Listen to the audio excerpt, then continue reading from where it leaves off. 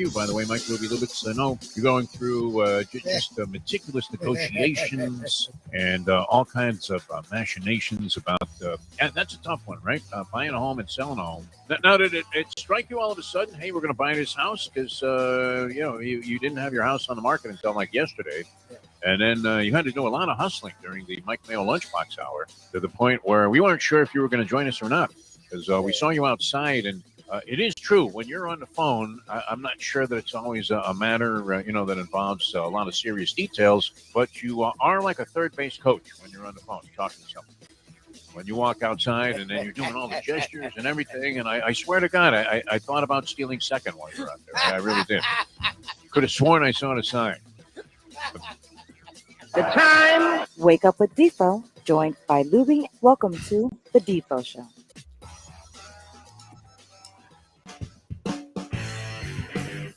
On a glorious Monday morning, peel yourself off the Mad Monday, and also a celebration. Should we have the little party hats and the streamers? As it's the Jewish New Year. Happy holidays, everybody. Rosh Hashanah. Is it officially today or was it yesterday? What's the deal on this? It started last night. It goes through Tuesday night. You're my Jewish traditions and ethics consultant here on the show.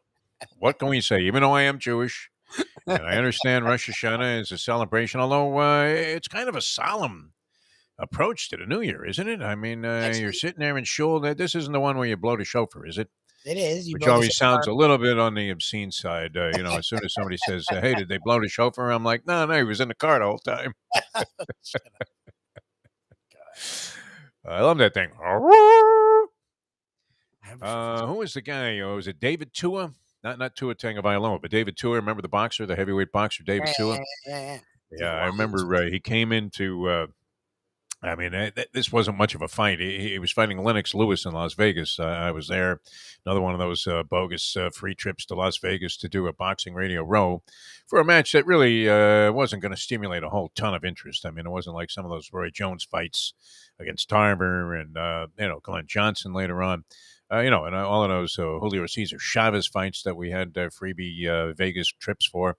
But, Lennox Lewis, I went anytime. I mean, they called me and they said, hey, you want to come out here? I said, yeah, sure. What am I going to say? No.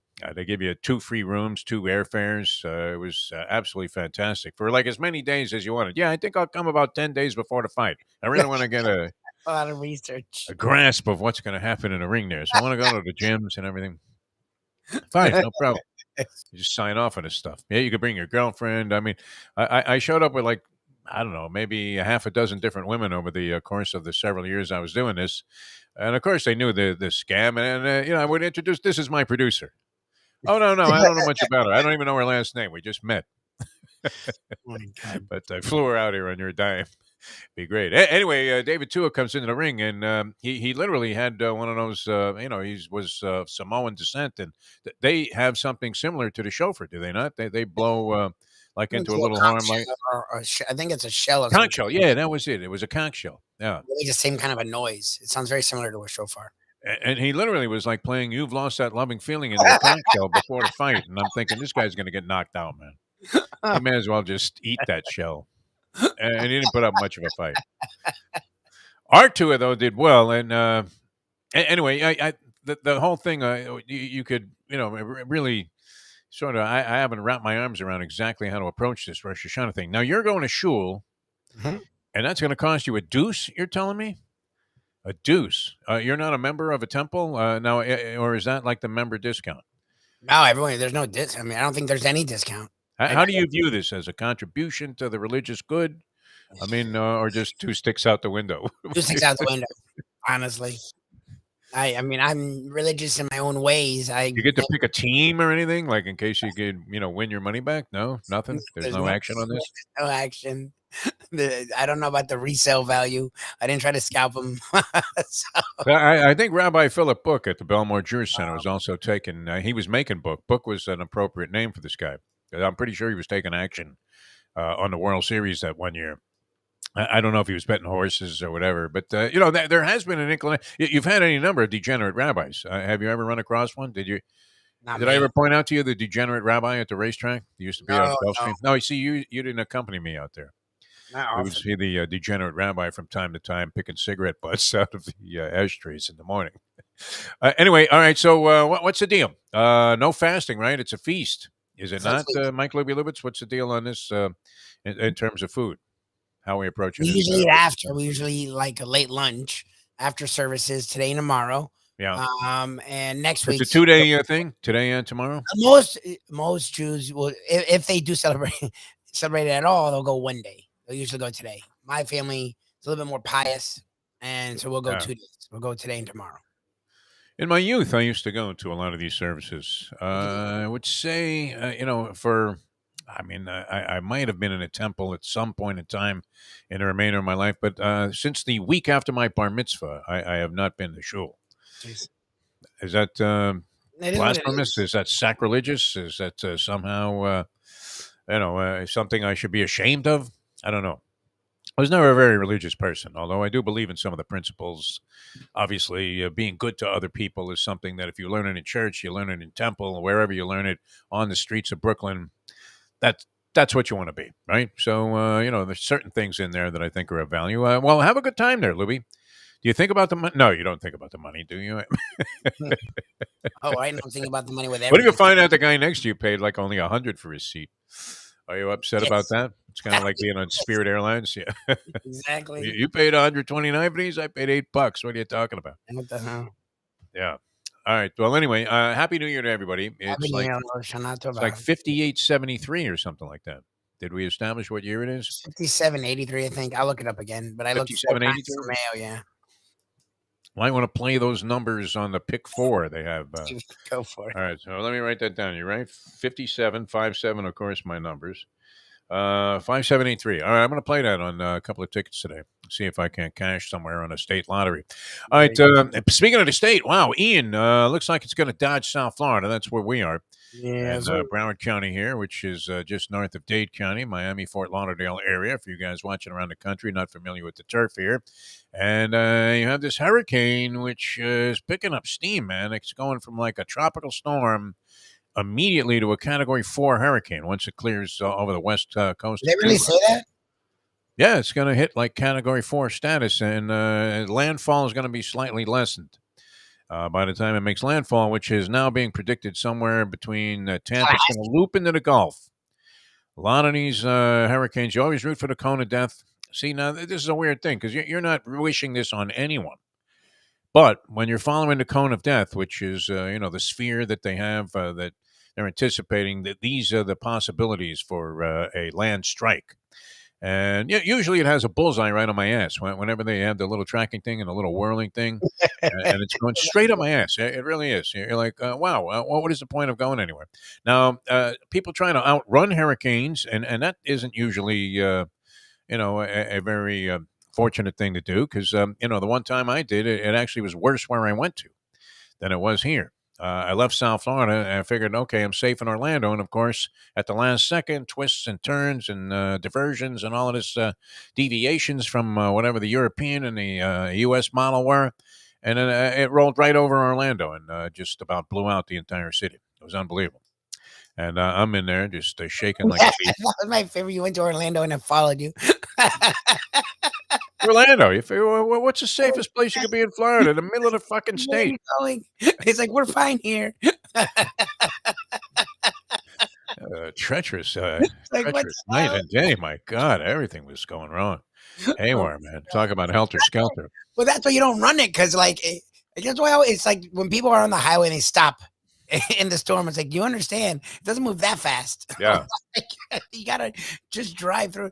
Like, it's the opposite of a hurricane. Like, you don't want to start driving. Just stay where you No. are. Let it go. Like, it's not gonna. Well- Usually, it doesn't hover. Once in a while, it hovers, but usually, it doesn't. Like, I don't know. But we haven't had anything that was, just like a human wrecking ball or, a natural wrecking ball for a while here in South Florida. I mean, we've had a few that have shaken up the area, but, nothing overwhelmingly devastating as has, been the case up there in that Panhandle area. And, of course, the Gulf Coast. It seems like all of these hurricanes now loop their way into the Gulf of Mexico. Yep. Which is good for us, but not so good for other people. So we wish everybody the best around the state of Florida, This thing's going to hit, I think, a couple of days from now. Is it tomorrow? Tomorrow or Wednesday? I don't know. I stopped tracking. I thought it was lessening. It was like at 445 miles per hour. So I'm like, all right, cool. And then they're like, yeah, it shouldn't be bad. And I'm like, wait, isn't the Gulf really warm now? Like, Yeah. I mean, isn't the it only saving insane? grace is right before it makes landfall. It's supposed to diminish because the water is not going to be conducive to sustaining that level of wind force. But yeah, it's supposed to get up to Category 4 and then maybe make landfall somewhere between a 3 and a deuce. Oh, None of jeez. which is pleasant because if you just looked at the devastation from these tropical storms sometimes, Yeah, especially in areas that aren't really prepared to handle that sort of thing. Now, most of the people here, I think, have converted to storm windows and have a relatively shelter. reasonable form of protection, or maybe somewhere where they could go. I mean, that's the issue. Do you want to go to some gymnasium and be there for a couple of days, wondering what the hell is going on out there, if nothing indeed ultimately transpires?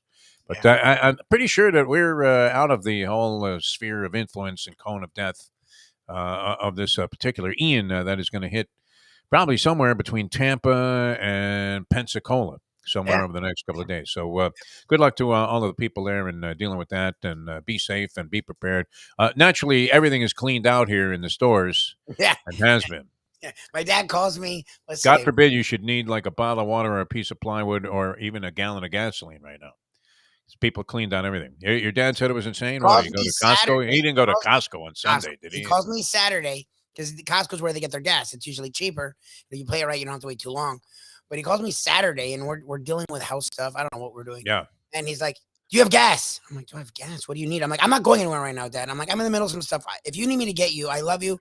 You're gonna have to wait a little bit. I'm running around." He's like, "No, we're in line." I'm like, "Okay, why are you updating me that you're in line?" I'm like, "That's a weird thing to say." It's like the line's crazy. Go get gas. I'm like, I have plenty of Dad. It's not hitting us. Like you people are crazy. Yeah. Like, I know everybody went nuts, and I rolled by some gas stations yesterday. Nobody was there. yeah, Not a exactly. soul. Yeah, Yeah, I mean, gas could yesterday. have It gotten was it. like, I didn't bother to buy any, even though my tank is on like a quarter to empty. no, it's But fine. I figure we're going to be okay. All right, a tale of two cities, a tale of two teams. Lubie, let's get into some sports here. John Congemi is scheduled to join us later on. We're hoping so. You hear Yep, back from John? He's in. spoke Okay, with good. him. 8 o'clock. We'll get to see the handsome debonair John Oh, Congemi. he's going to be on the tube too. Very good, because Yes, we sir. always love when John's on the video stream. Yes, Boy, what a game last night, huh? I mean, that's all you could say. And the Miami Dolphins, who many people had being lucky to be 2-2 if they got through these first four games at 2-2, everybody was going to consider that a miracle. yes. Buffalo Bills came in a little bit vulnerable. One of the things that you see, and I guess you can make a case in a lot of the games that took place in the NFL yesterday, nobody's quite as good as they seem, and nobody's quite as bad as they seem in Yep. the early going.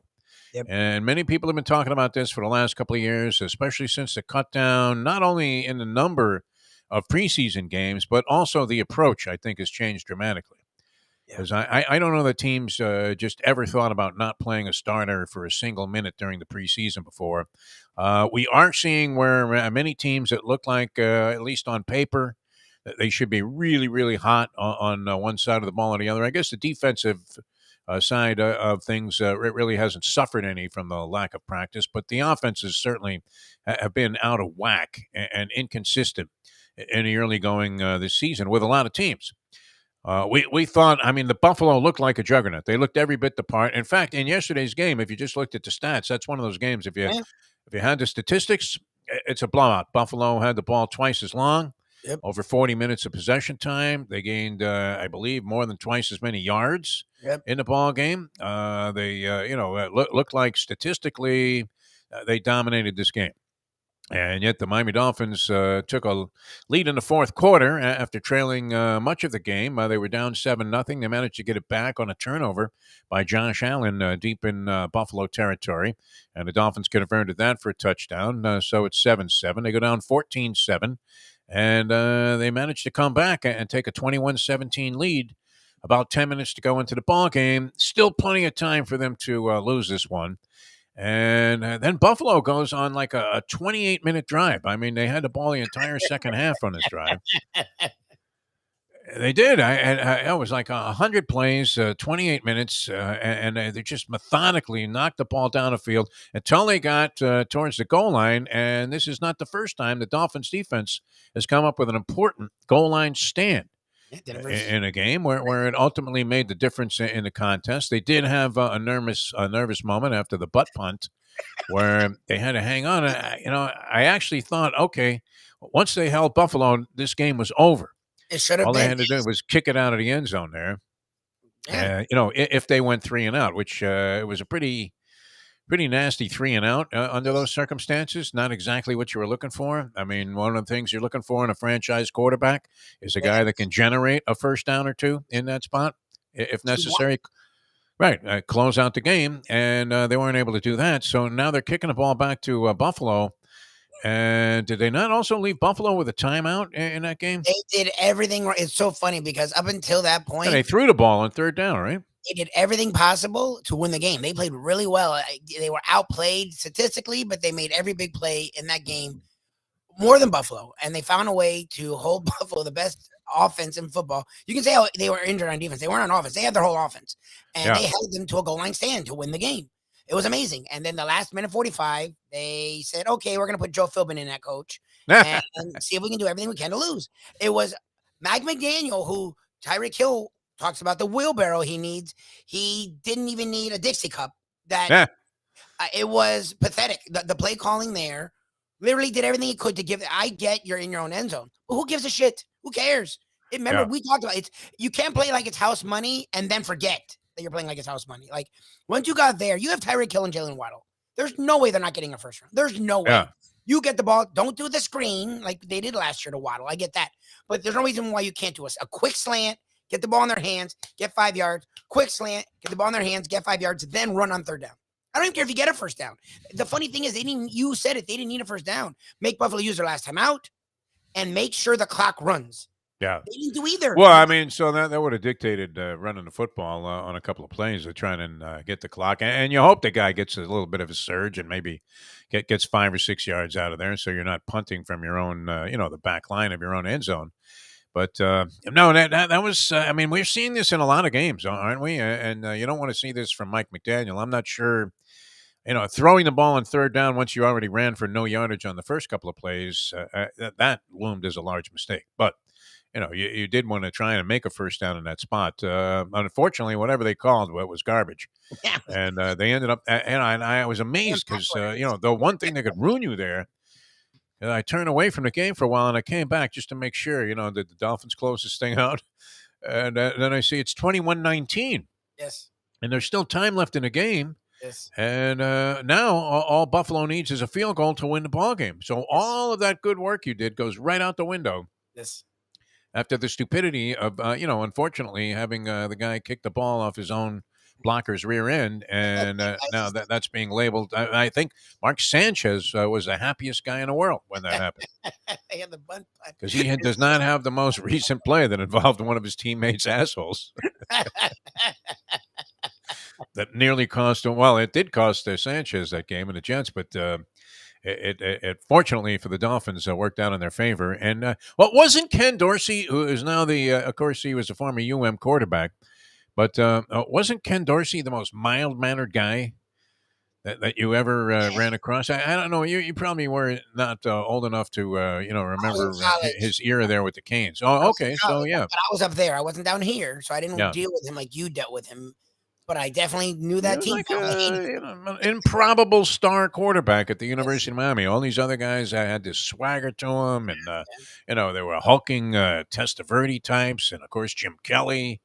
Bernie Kosar was the cerebral quarterback, but he wasn't exactly a lightweight when it came to being a physical specimen. Couldn't run a lick, but he was 6'5" and 2-something. Yep. And here's Ken Dorsey. Looks like Ichabod Crane comes in there, and he's quarterbacking the Canes, and he had as much success or more than a lot of those quarterbacks. You don't even think of naming him in the legacy of great UM quarterbacks. You rarely hear the name Ken Dorsey pop up, but he was very effective and almost surprisingly so. Has had a nice career as an offensive mind. I guess he's been in coaching for a long time. I want to say both college and the pros. And, has been successful in a lot of different places. And who had it more of, an offense that was creating a buzz than Ken Dorsey did with the Buffalo Bills and Josh Allen and his development and, the tremendous weapons that they have offensively. They were shredding people. Yes. up until yesterday. And did you see the meltdown though by Dorsey? I mean, that was highly uncharacteristic. That was fantastic, man. I mean, he pummeled everything in the press box. He did. He's throwing food. He's throwing, all of the equipment around. It was really, I mean, just a classic coaching meltdown. And, obviously frustrated by the fact that his team couldn't get it up there and spike the ball in time to at least attempt a game-winning field goal, which would have been a long way out, would it not? I mean, were we talking like 56, 57 yards?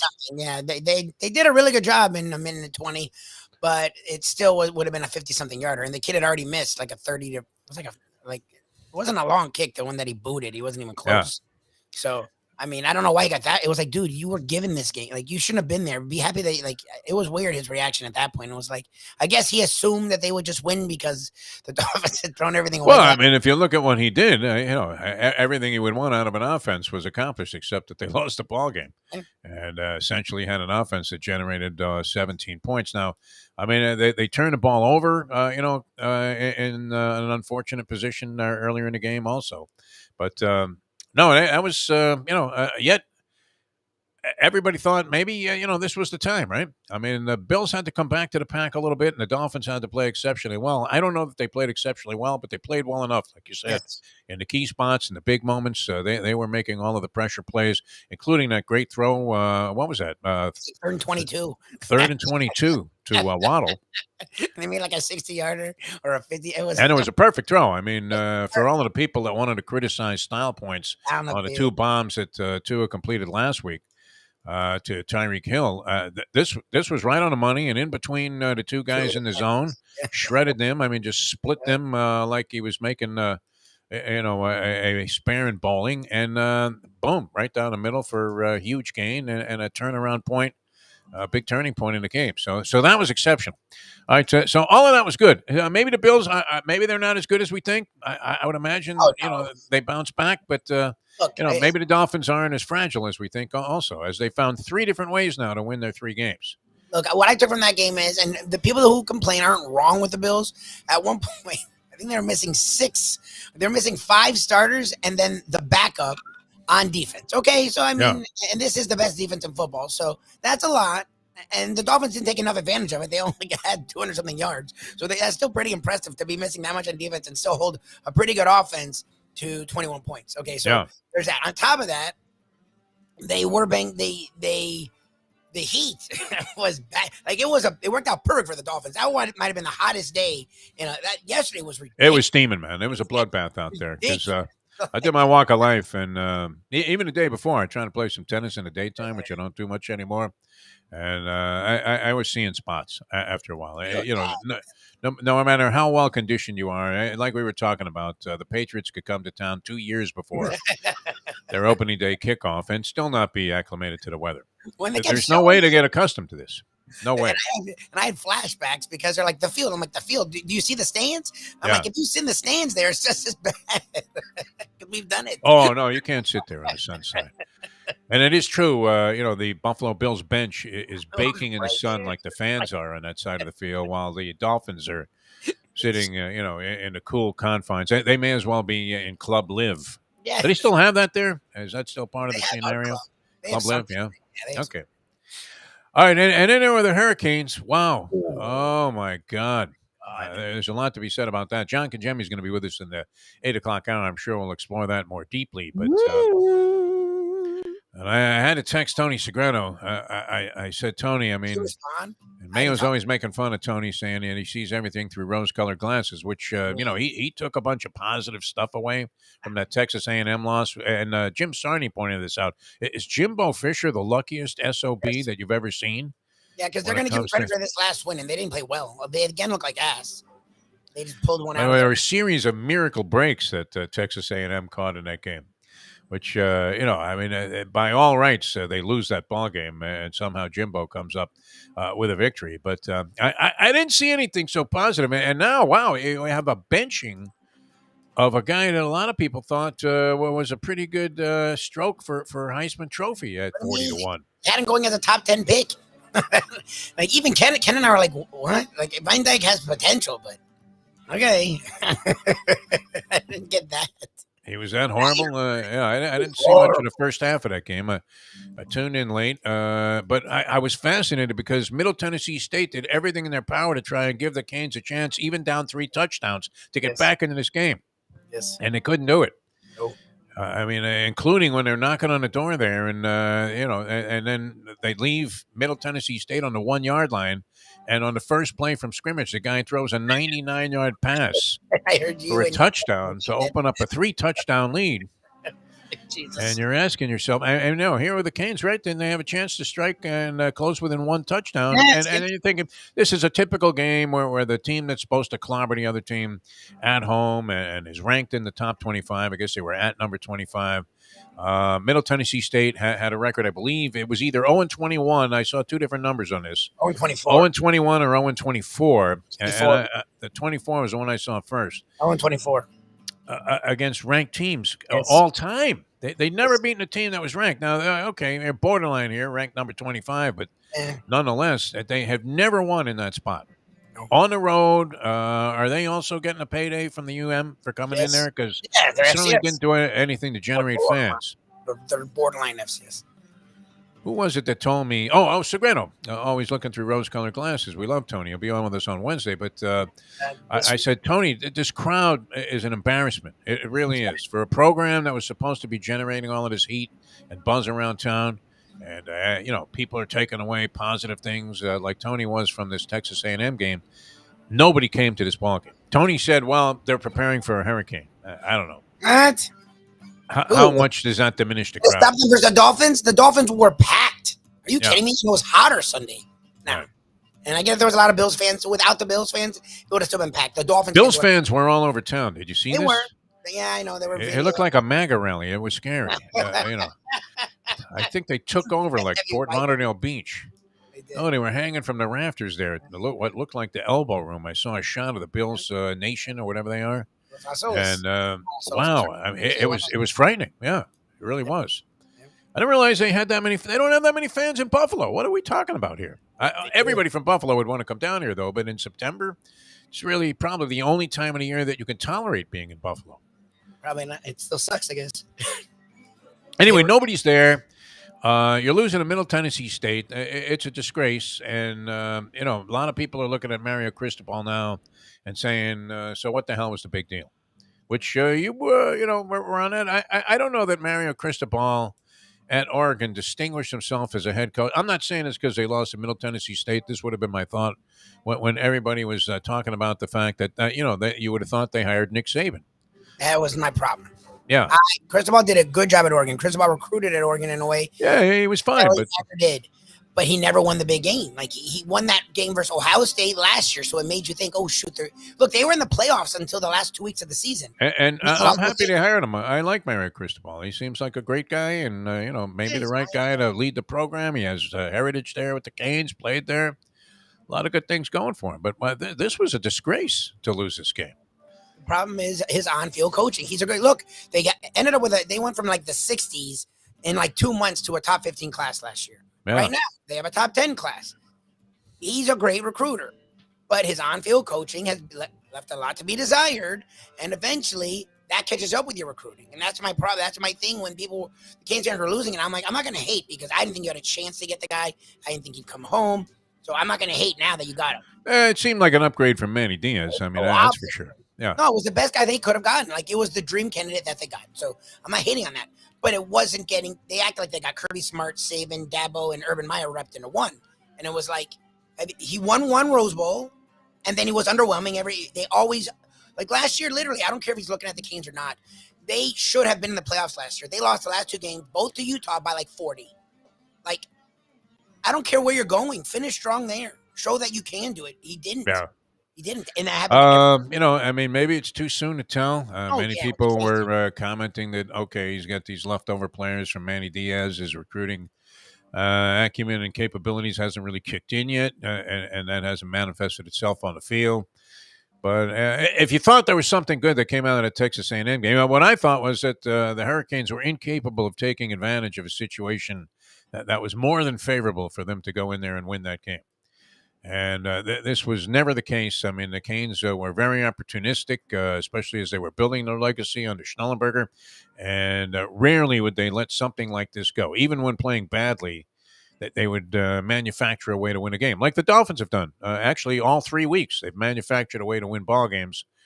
And that's a big key in the National Football League, because nobody's as good as they looked, and nobody's as bad as they looked. Oh, look at the Jags. You could say that is true. Yeah. The hell was that yesterday?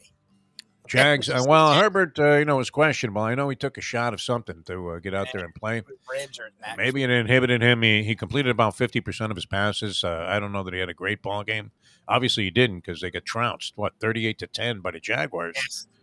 How bad of a coach was Urban Meyer? I know the Jags made a few subtle additions, actually more than subtle, to their roster. They went out and actually spent a few bucks on some free agents. They got some decent players. Which one, Steve? I don't know, but I remember, seeing them acquire players, and you're thinking, who's going to Jacksonville to play? Maybe they are serious, but wow, they made a wild turnaround under Doug Peterson. Go on the road and beat the Chargers like that.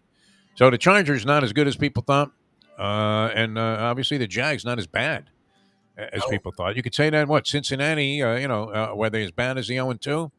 I'm not sure they had a litmus test there yesterday with the Jets, who were putrid, but the Jets had even won a ball game. Indianapolis, that was the big shocker, I guess, on the board. Dolphins over the Bills, the line had dropped down to 4 and a hook. By the time they kicked it off, I think it might have even been 4, with all of the injuries to the Bills possibly being an influence. But Indianapolis beating Kansas City. Indianapolis had looked like garbage the previous week. So maybe did we underestimate the Jaguars? They shut out Indianapolis, who subsequently goes on to beat Kansas City. So you would have to say the Jaguars then are better than Kansas City at this point. No? That's a tough one. Maybe Trevor Lawrence has figured it out with a real quarterback coach. What does that say about Urban Meyer? Oh, yeah, he sucks. He had no idea what he was doing. I mean, that team isn't as good as that win yesterday, but they're not as bad as they were under Meyer. They're in the middle somewhere. Like, he's horrendous. Marquee game, obviously, was Green Bay and Tampa Bay. Yeah. If it wasn't the Dolphins and the Bills. It's kind of a boring game. I watched a lot of that game. It came on Fox for the 4 o'clock start on the East Coast time slot. Aaron Rodgers started out on fire, and then the Green Bay Packers did nothing in the second half. Yep. And they held on for a 14-12 victory. 2-point conversion missed badly by Tom Brady, who did his usual thing after the horrific play of the Tampa Bay offense throughout most of the ball game, limited to 2 field goals. With a couple of minutes to go, he gets the ball backed up to his own goal line, takes it right down the field for the score with little or no time left. I guess they scored 14 seconds ago, something like that, and couldn't make the 2-point conversion. Green Bay wins 14-12. So maybe Tampa Bay is not all that great. Maybe Green Bay is not as bad as we thought they were after week number 1 without Devontae Adams. Raiders fall to 0-3. That was the other thing. That was very curious. Josh McDaniels off to a horrible start with his Las Vegas Raider head coaching career. All right, Brett Tessler, the agent to the Stars, is going to join us here in just a few minutes. We'll talk some more about the NFL. John Congemi later on. We'll get into more college football. Also, Florida State 4-0 with a very impressive win. Boston College, sorry, Jim Sarney and Leslie Visser, but Boston College really sucks, huh? Yeah, they're not good. I mean, what happened to them? Wasn't that Jerkovic guy supposed to be good? The quarterback for BC? Jerkovic was considered one of the best quarterbacks in the country. BC was supposed to be good. And it was a tough loss versus FSU last year when they were favored, and they haven't been the same since that. They've just struggled. I don't know. Yeah. And Hafley was supposed to be the chosen son, and he has not been that. Ooh. Don Mattingly out as Marlins manager could have been anticipated, although he did sign an extension just earlier this year to be the manager next year. But they both mutually agreed to part ways. Mattingly too classy to take Bruce Sherman's money to manage this direct for one more season. And the Laver Cup, I'm going to talk about that later on. That was sensational. Usually these kind of made-up events, I don't know, the Davis Cups are right, but nobody plays in it anymore of any significance. This was spectacular, and it was a retirement for Roger Federer, his last match. Wow. I mean, I ended up crying, Lubie. I had tears rolling down my cheeks after Federer, was talking to the crowd, or while he was. You couldn't help it, man. Well, what a brilliant athlete. Maybe, among the great, belongs on the Mount Rushmore of athletes of all time. Roger Federer. What a class act. All right, speaking of class acts, Brett Tessler, the agent to the Stars, is going to join us.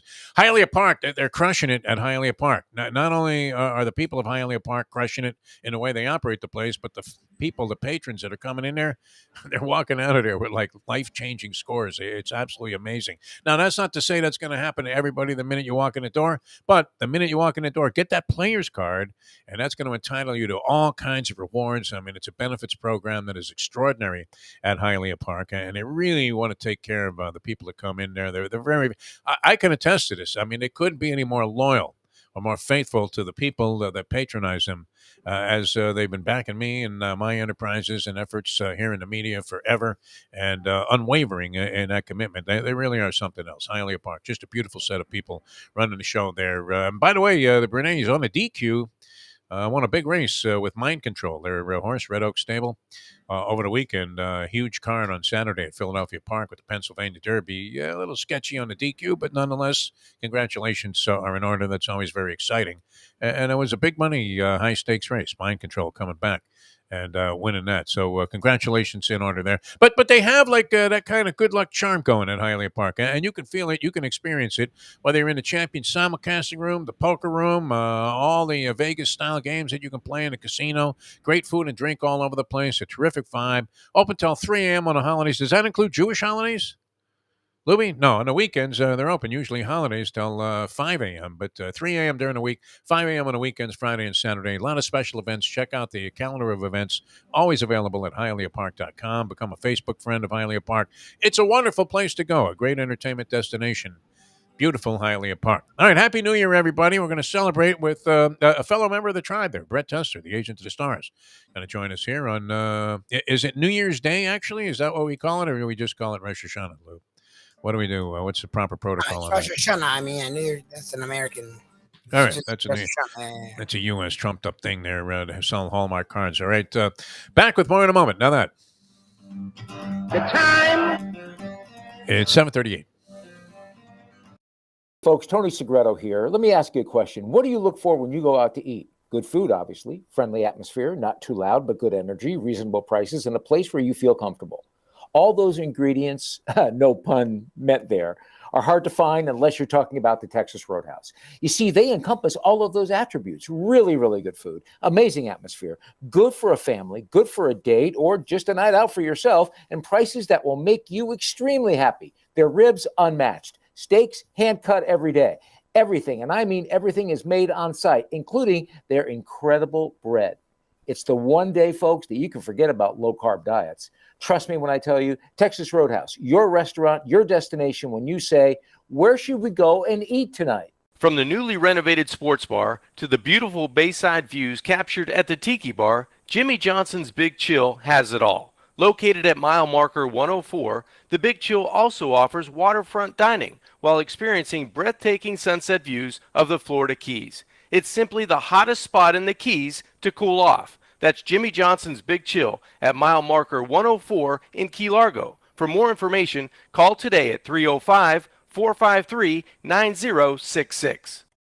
The simple pleasures of this job, the way a stadium sounds when one of my players performs well on the field, the way we are meant to protect them in health and in injury.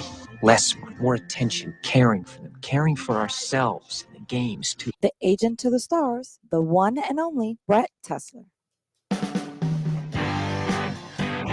There's an element of the Jeremy Maguire story in Brett Tessler's story, the Agent to the Stars, who joins us now on the show. It's the Defo Show here on South Florida Live. Jeff DeForest, Mike Lubitz on this happiest of New Year's and Rosh Hashanah. Of course, the celebration is on. Lubie will be in shul at $2 a ticket, though, Lubie. I don't know. It seems a little steep.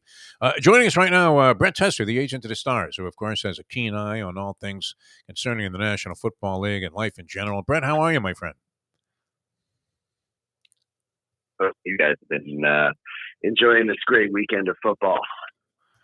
It's been pretty wild, hasn't it? I mean, the NFL, you talk about delivering. I mean, there's that, phrase and sort of thing about the NCAA tournament always delivers. I say the same thing about like the U.S. Open or any of the slams in tennis. They always deliver. The NFL is really delivering. I mean, in terms of excitement quotient and games that come down to a nail-biting, razor's edge finish, really has been something the first 3 weeks of the season, including, this past week with the total heart attack game that the Miami Dolphins-Buffalo Bills game was. Yeah, I mean, I don't know, over 35 years, almost 40 years of watching football, especially growing up down here watching mostly Dolphins football. I would say this is the most exciting game I've ever seen. Probably, maybe the biggest regular season win the Dolphins have ever had. I mean, just, with the new coach and, where Tua is at in his career and everything they gave up to add some of these weapons. It was amazing winning that Baltimore game. I mean, that was clearly exciting. But on the other hand, as somebody evaluating the team, I wasn't still quite sure what it all meant. It was kind of fluky. Certain numbers, statistics weren't sustainable or a normal thing. But when you watch yesterday's game and throw Josh Allen off his game like that, I mean, in my opinion, if someone gave me an NFL team and said you could pick one player right now to build your team on, I'm probably taking Josh Allen. And so, as much of a handful as he was yesterday, like always, the fact that the Dolphins were able to get to him and, strip the ball and, clutch moments, fourth and shorts. I mean, how do you contain that guy? He can beat you every way possible. And the fact that they managed to do it, I mean, watching yesterday's game was like watching a horror movie in the way that the monster won't die. Yes. Just when you think it's over, it's back again, And so after that four and out down by the goal line, I knew that it wasn't over yet. And then, of course, you see the punter end up, hitting his protector in the rectum. Yeah. Is that a ticket to Saskatchewan, for the punter? Is he still with the team? Yeah. So it's not the punter's fault. I mean, the punter right. perfectly well. I'm standing there. Thomas Morstead's one of the greatest punters ever, legitimately. And it's the case of the protector has to know him in that instance just not to be anywhere near him. And so, in those situations, look, I mean, it's total chaos. People just kind of lose track, you saw Jimmy Garoppolo do it yesterday when he stepped out of the back of the end zone. Guys get fixated on certain targets and certain things like that. I don't think there's any tougher place to be in the world than working out of your own end zone with a game on the line. So, especially on a punt play where the normal punt snap needs, 13, 14, 15 yards, and there you've got, barely 10 yards. So, the game didn't end there. And then, of course, you got the final play. And I thought the Bills were going to get that thing. I thought they were going to be able to ground it. And I thought they'd get a shot at that field goal, and I thought they were going to make it because their kicker's so good, which makes the fact that he missed that earlier 38-yarder even just more shocking. I mean, that guy is one of the 5 best kickers in the league. And so just when you add these things up, I mean, those 5 seconds felt like 5 hours. Oh, no, I was counting it down in real time, like 2, 1, come on. So, guys, I mean, when you've done what we do as long as we've done it and, watching games is our life, you've pretty much seen it all. But I have to say again, yesterday's game,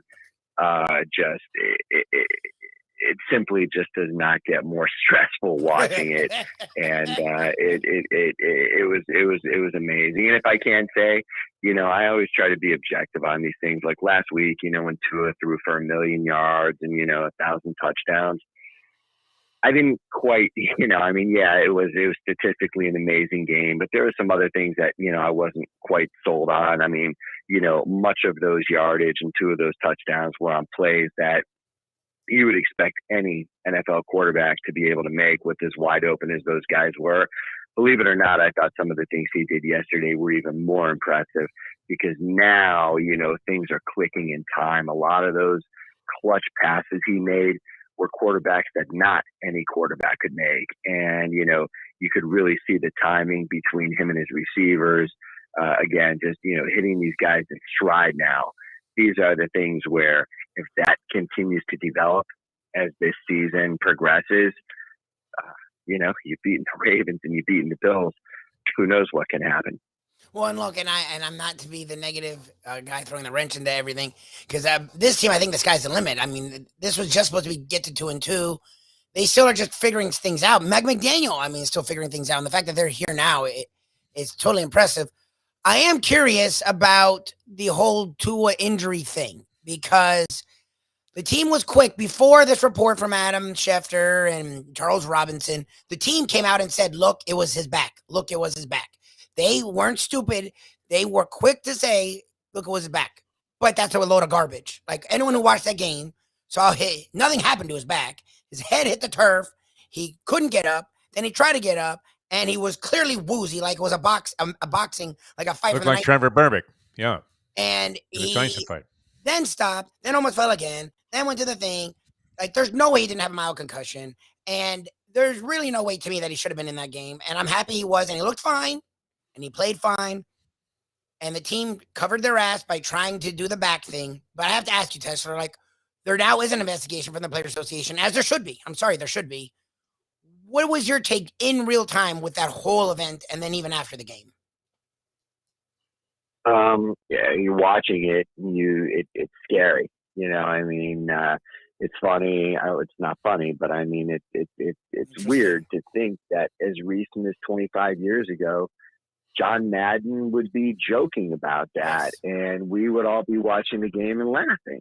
Yeah. It's just a difference in culture, you know, with the things that have become known medically as it relates to concussions, when the relation from concussions to ALS and other things, and guys who've had CTE and suicides and all these other things, it's now something that thankfully people take seriously.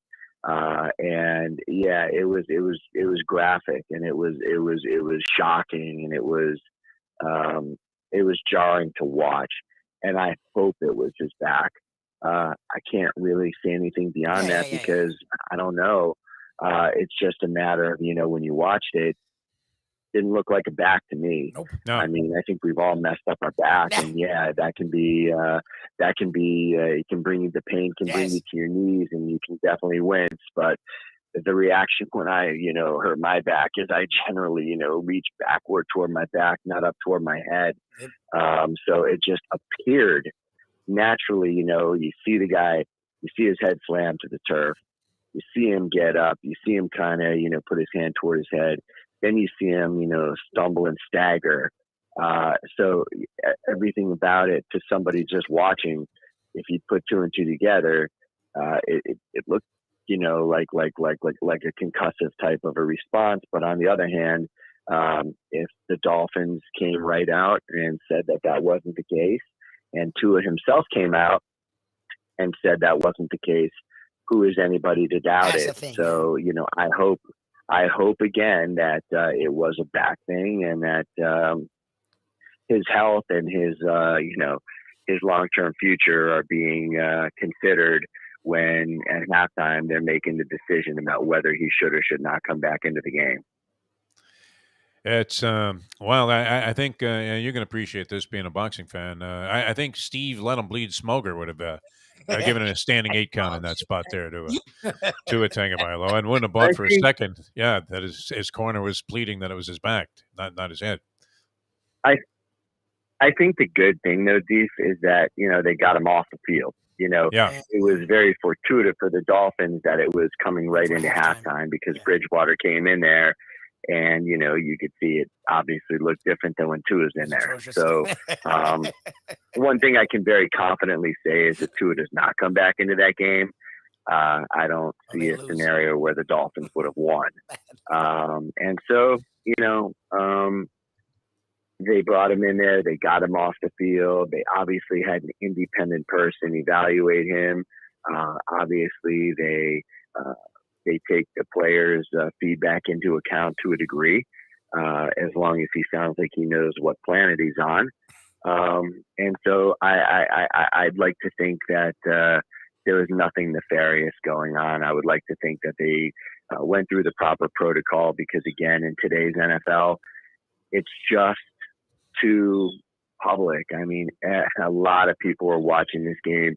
It was the NFL game of the week. Yep. Yeah, Packers Buccaneers was great, but to any real knowledgeable NFL fan, this was the most intriguing game to watch. And so a lot of eyes were on it. And so, again, I'd like to believe that nobody did anything wrong, certainly not knowingly. And so the NFLPA is doing an investigation on it, which, I suppose it's their job to do that. And again, hopefully in the end, it's proven that nobody did anything wrong. You would have to think the league and personnel, especially people who are involved on the medical side, would be particularly sensitive at this point to not trying to fudge a concussion protocol checkup and would make sure that they took every precaution, because the inordinate number of head-to-head collisions really has been something else that has stood out to me. I mean, I'm watching a couple of different games, and in each one you had some really dangerous type of hits like that, whether they were, and most of them were unintentional. They're just, part of being in action in the National Football League. It's not a game for the faint of heart. And that's a certainty. All right, the Dolphins, wrapping up things on the Dolphins here, Brett Tessler, and we're always happy to have you with us. Brett Tessler's appearance every week, brought to you by Will and Trust attorney, Mr. Michael D. Wild. But what's impressed me is they've won the 3 games. A lot of people, the common wisdom was, well, we can go 2-2 through this tough sledding early going, which, they now have a very tall assignment, because I don't know that the Jets are the human wake-up call. They may be the human victory cigar, the old Red Auerbach thing, but Cincinnati woke up against the Jets and won easily yesterday for their first win after 2 ugly performances. And now the Dolphins have to go on the road on a Thursday night. Quick turnaround, go on the road and take on a team that was in the Super Bowl last year and had gotten off to a lousy start. But they've won 3 games in 3 different fashions, it seems. 2 essentially with the defensive side performing very well, and then the offense overcoming defensive frailties and mistakes in the game against the Baltimore Ravens, and that's been impressive. So I mean that speaks volumes about the way things are going so far for this club. And does it surprise you at all that they've been that efficient in finding ways to win, which is ultimately, as cliche as that is, ultimately what you have to do in the National Football League, where it seems like every game comes down to the wire? It is surprising, and that's no disrespect to the Dolphins. I mean, when your first 3 games, you get to face the greatest head coach ever in the history of maybe any sport in Belichick. And, I've always said that Mac Jones is, while he's obviously not Brady, I think he's a competent quarterback. And I think that I watched that game yesterday, and you saw they gave the Ravens all they could handle. It was a very, very, hard-fought win by Baltimore. So, Patriots are always going to be anything but an easy out. Then you face the Ravens, and you're facing what, appears to be this year's league MVP again in Lamar Jackson. The guy is absolutely just unstoppable. And again, you're facing one of the best coaches in the league in John Harbaugh, a team that traditionally is always very, very competitive, a perennial playoff team. And then, you come back in that fashion to beat them. And then again, you face realistically what I think is probably, maybe still the best team in the league in the Buffalo Bills. I mean, we beat them and we're 3-0, and they're, the Bills now have a loss. So maybe in some people's mind that makes the Dolphins the best team in the league. And again, time will tell. It's a long season and we're only 3 games in. But, when you win 3 games in that fashion against, all the talent, all the great coaching that they've been able to beat, I mean, you got to give credit where it's due. And again, the biggest thing for me was Tua's performance yesterday. To me, while again, his statistics were probably less than half what they were the week before against Baltimore, I actually found this to be the more impressive performance, when you really break it down, because, the whole thing with Baltimore, to come back from that far down, there was obviously some major defensive breakdowns. that game just kind of got out of control. It was just kind of a weird game. So yeah, I mean, credit for the W and credit for Tua, for doing the things he needed to do in that game. But you're watching it and you're just saying, well, this type of success isn't sustainable. You're not going to expect Tua to throw for 470 yards and 6 touchdowns every game. You want to see what can happen in a game like this, where you're basically trading punches. Your defense is stepping up and doing what they need to do. And, just to be realistic, the running game is really not clicking down here yet. And, I just think when you've got offensive linemen shuffling in and out, injuries, guys getting elevated and put in the game just off a practice squad, that's tough. I mean, in today's NFL, these defenses are better than ever. The quality of talent's greater than it's ever been. And so, to be able to figure out a way to win under those circumstances makes it all the more impressive as the season goes on. And hopefully, when this line has a little better luck as it relates to help, and, certain guys step up, or, maybe other guys, if necessary, if the team feels they need to look elsewhere, other guys are able to come here and step in and provide an upgrade in certain instances. And this running game gets clicking with, 2 very talented guys in Chase Edmonds and Raheem Mostert, then really look out, because the more defenses have to honor that facet of the offense. I mean, then if you're a defensive coordinator, defensive players facing this team, what the hell do you do? By the way, I mean, you mentioned Lamar Jackson. Has he been inclined to give you a call? That would be a nice one. And say, listen, I wasn't able to get anywhere with the Ravens, but I'm worth a lot more money now. That'd be a good one for Tessler Sports Management. No, I guess he has no representation, so we're not even talking about a tampering thing. But hopefully, if you see, I don't know what he goes by. What is it, L-Jax or something? Everybody has some kind of code name now. But if you see that on your phone, congratulations, my friend, because the guy's making himself a lot of money if he hadn't already qualified for that. All right, so many things to talk about, but we do have to talk about Michael D. Wild. And look, you never know when your number's up, man. Seen people check out. Maury Wills checked out the other day. Had Nurse Ratched, Louise Fletcher, who played Nurse Ratched in the Cuckoo's Nest movie, a classic of all time in terms of, cinema, great movies being made. She's gone, and you just never know when your number's up. You want to have your affairs in order, and the best way to protect yourself, call Michael D. Wild. It really is true, Defo. And, I just hope anybody out there listening who does not have their estate plans taken care of will reach out to Michael Wild. You can find him at southfloridawills.com. He makes the process so incredibly quick, affordable, and easy that, once you get it taken care of, you'll really be kicking yourself that you didn't do it sooner, just because, again, I myself probably put it off longer than I should have. And it's just one of those things you feel like you'll get around to next month, next year. But, it's just one of those things where if you don't get this stuff taken care of, and God forbid something happens, it's simply the most irresponsible thing you can, do to your family, and the toughest position you could put them in. Get it taken care of. Reach out to Michael Wild, southfloridawills.com. You want to bequeath that capital to somebody in your family, not leave it for Ron DeSantis to ship more migrants from Texas to Martha's Vineyard. Brett, always a pleasure, my friend. It was a great week, and it cranks up early as the Dolphins will be featured on a Thursday night game coming up, trying to go to 4-0 when a lot of people thought they would be lucky to be 2-2 or even 1-3. So thanks so much for joining us. Always a pleasure, my friend. Yep, pleasure was mine, guys, and Happy New Year too. And Yeah. Yep, Happy New Year to you guys, and looking forward to this Thursday and the next challenge for the team. And sooner or later, it gets to the point where you ask yourself, "Hey, why not? Have a chance of winning the Super Bowl?" I mean, looks like their chance is as good as any right now. So hopefully, they're able to keep it going.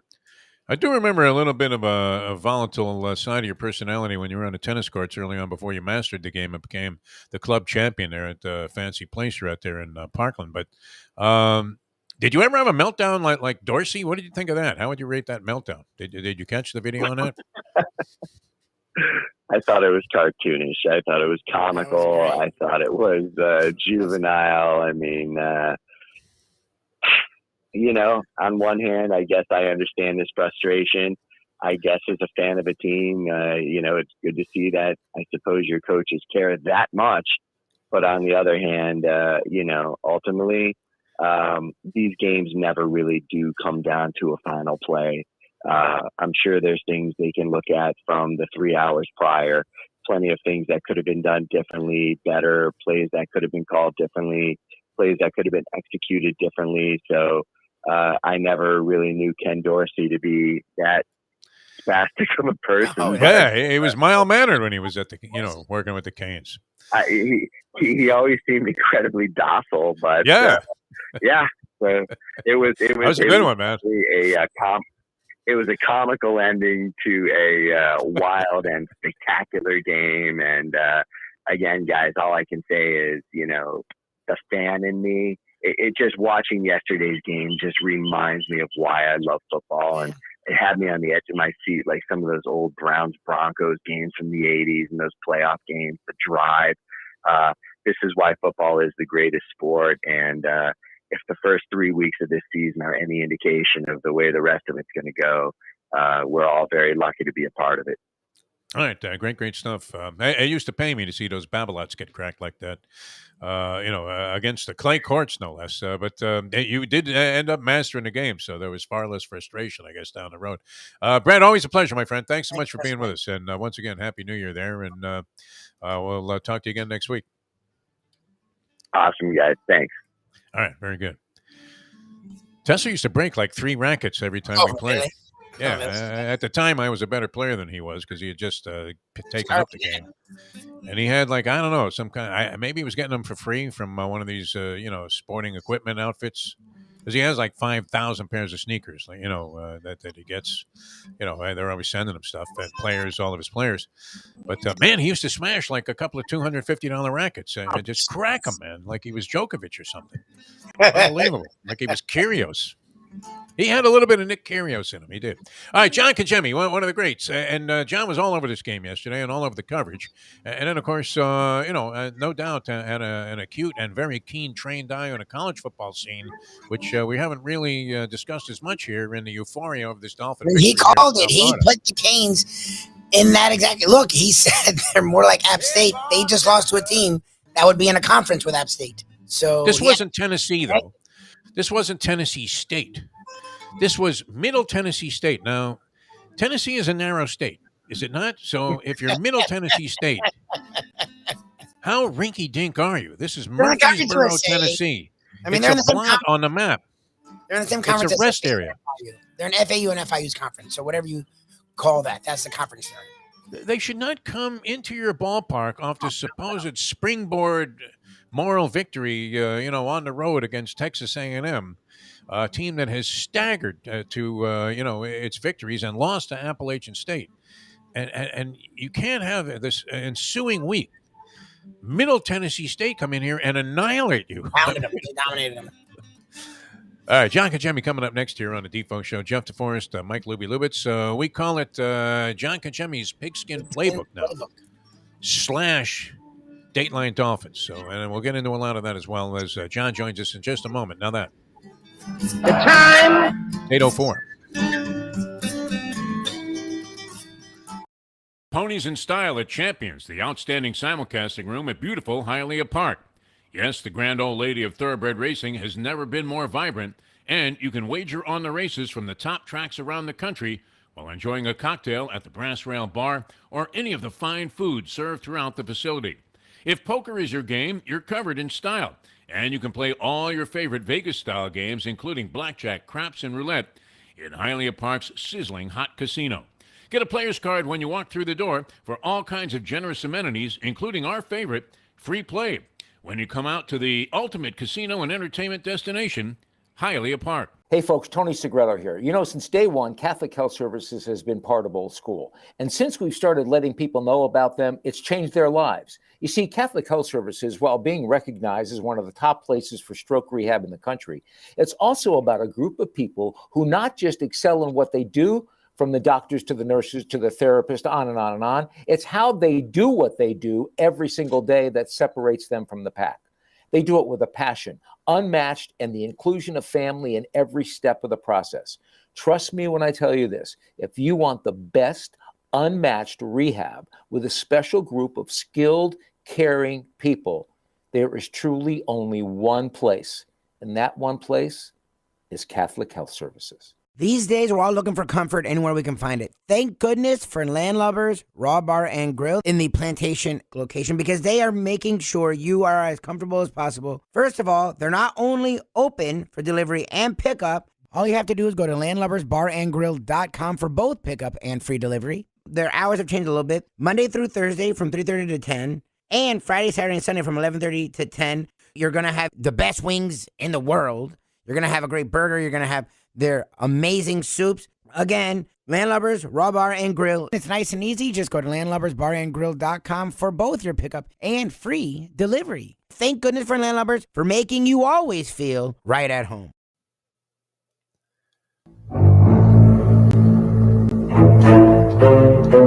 He followed in the footsteps of the great Dan Marino and brought Pittsburgh to heights not seen since the great Tony Dorsett ran the ball to Panthers' glory.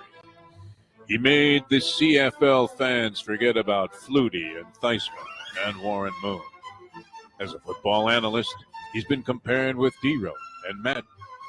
And even more importantly, he survived the Joe Philbin era as a member of the broadcast team, the Finsiders. We welcome to the program the great John Congemi. Made a dynamite debut, as alluded to in the opening there, and came right back with a strong follow-up. And every Monday, 9 o'clock, we go Dateline Dolphins with John Congemi. Jonathan, how are you, my friend? I am doing terrific, Defo. I think the most impressive thing about that open was me surviving the Philbin era. I thought that was The only way to get your morning started is with Defo, joined by Lubie, right here on the Defo Show.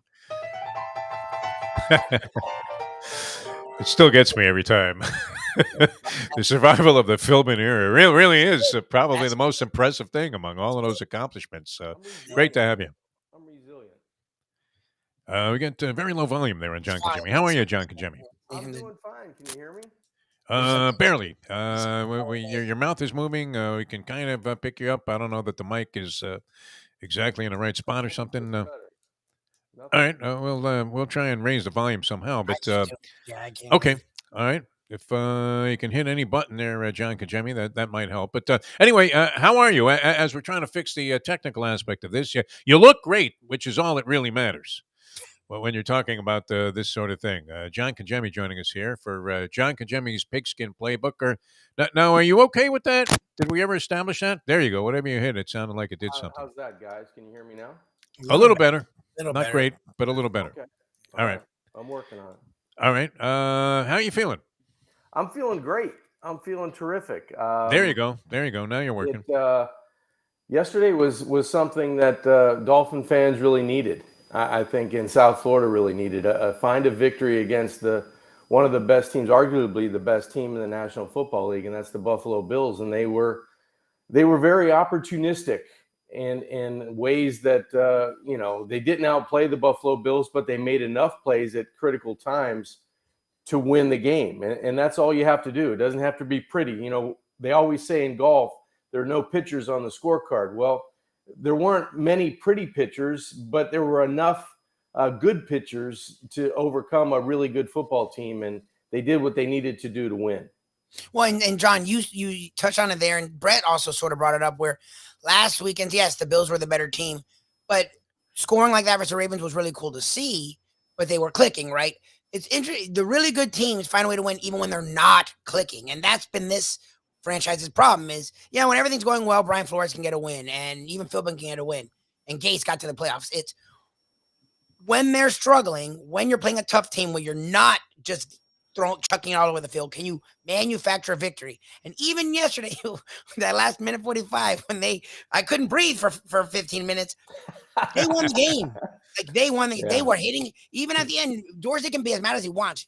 That play took 30 seconds. So for them to think that they were going to get enough time, once they started having Josh Allen run around, and then you got it to the guy, and you have no timeouts, the Dolphins did their job. And that's what I took. I just smiled. I'm like, okay, look, McDaniel, I didn't love your play calling at the end, but again, you probably had a quarterback who had a back issue. They won that game for the best team in football, and both teams had injuries, and that's something we wouldn't have seen the last 10 years. I agree with that. And, when you look back, you always hear coaches, and then if you can think back as teams that you were on, I always do this, really good teams that you were on, they always found different ways to win. Yeah, they were probably driven by one specific thing. Now, I think this team will be driven by Tua getting explosive plays out of Waddle and Hill. That's what it's going to come down to. As the season goes along and it's getting tougher to score and the weather gets colder and you're on the road, can they make plays? But yesterday they found a different recipe, adding a couple of elements to what they did against New England and what they did against Baltimore. They still had explosive plays. Those two big plays to Waddle down the stretch there in the third quarter to set him up and get him in the red zone, those were explosive plays. They may not make those plays last year, the year before, because they don't have Hill streaking down the left sideline, keeping one safety to the one side of the field, while they have Waddle widen the other and then cut back to the post. Yep. So the elements that they brought with them were the defense, the goal line stands, the relentless pressure in the pocket, running down Josh Allen. As good as Josh Allen was, he still couldn't make enough plays. And as many plays as they ran on offense, they still didn't have enough to get, enough points to win that football game. So different elements are going to make up a really good to great team. This team's on that road to doing that. We're thrilled also, John, because we only need 6 and 8 the rest of the way. Yes. To hit the Devo, over. I know where your head was yesterday. This is one in the bank, baby. If I can get this one in the bank, I can lose to Minnesota or that scrub team from Chicago. It doesn't matter.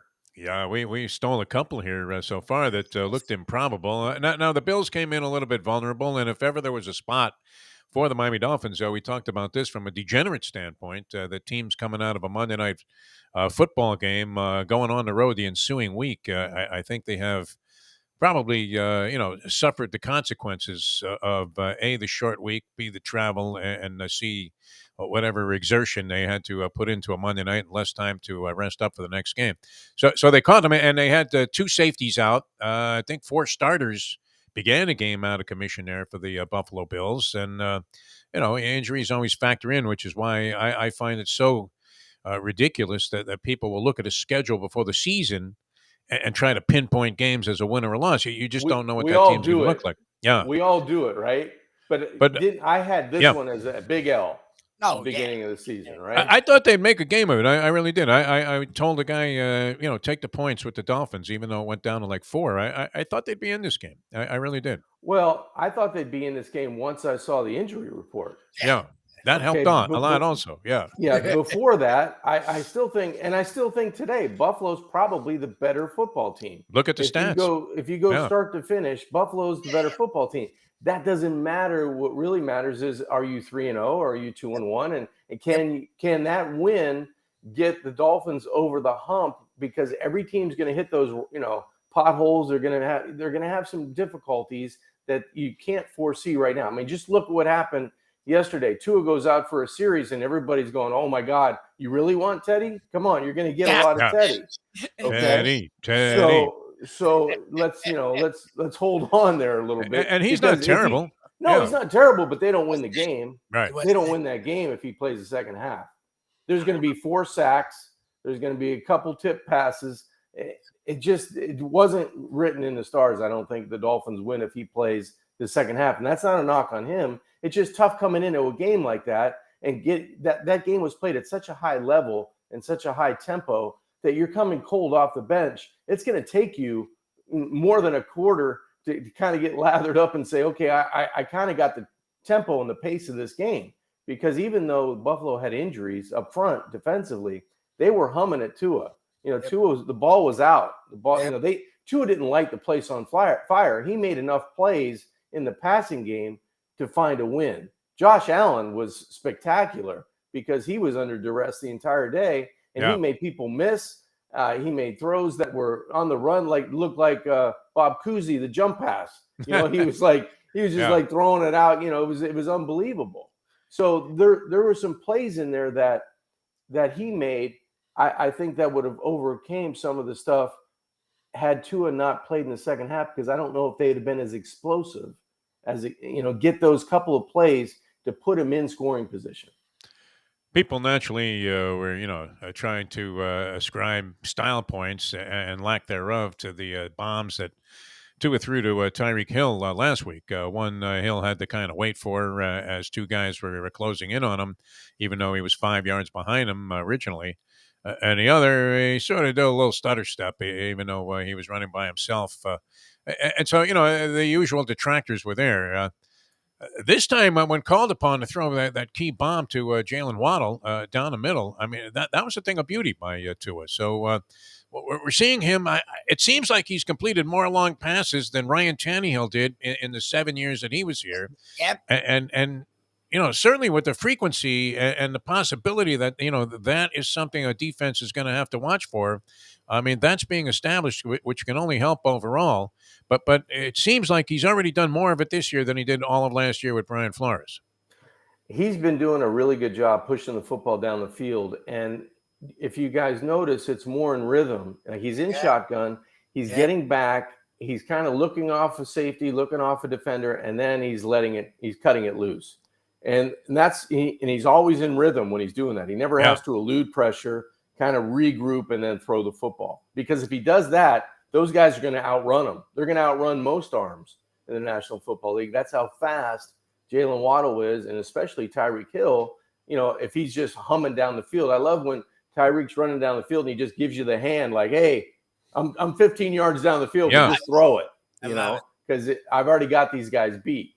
So that's something you work on in the offseason, you work on in training camp. And I think, when it's tough to get that setting live unless you do it live.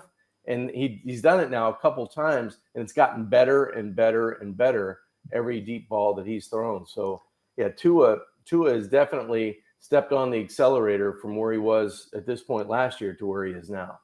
It's funny, too, because this is kind of an immeasurable that you can appreciate, having played the quarterback position, high level of college ball and in the pros. But, sometimes it's the pass that the guy doesn't see. I'm watching the 49ers game last night against the Denver Broncos. And Garoppolo, who just got the starting nod and played substantially last week after the quarterback went down, and he has Deebo Samuel wide open, but doesn't see him. The guy's got his hand in the air. He's almost doing one of those things like they used to do in the Spurrier, Florida offense when five guys were yelling, here, like they were in the sandlot. And, he ended up throwing an incompletion on a third down play where he would have had a touchdown there that would have decided the ball game. And, that doesn't show up in the box score, but it's something to watch for. And it does seem like Tua was, a decent decision maker in the past. I mean, he has a winning record, but he's starting to gain a little bit more of a sharper acumen for where to go with the ball, and seems ready to go. I mean, that was maybe the prettiest pass I've seen him make, that one to Jalen Waddle that split the two defenders and caught him in stride right down the middle of the field. And that's complimentary, too, because Tua doesn't get that much of a cushion to lay the football in if Waddle doesn't widen the safety like he's going to go to the corner first before he breaks it back to the middle of the field. So it's all timing, Defo. As Waddle's widening the one safety to the right, Tua's looking off the other safety in Tyreek Hill's direction. So it happens in unison where two guys are going down the separate sides of the field.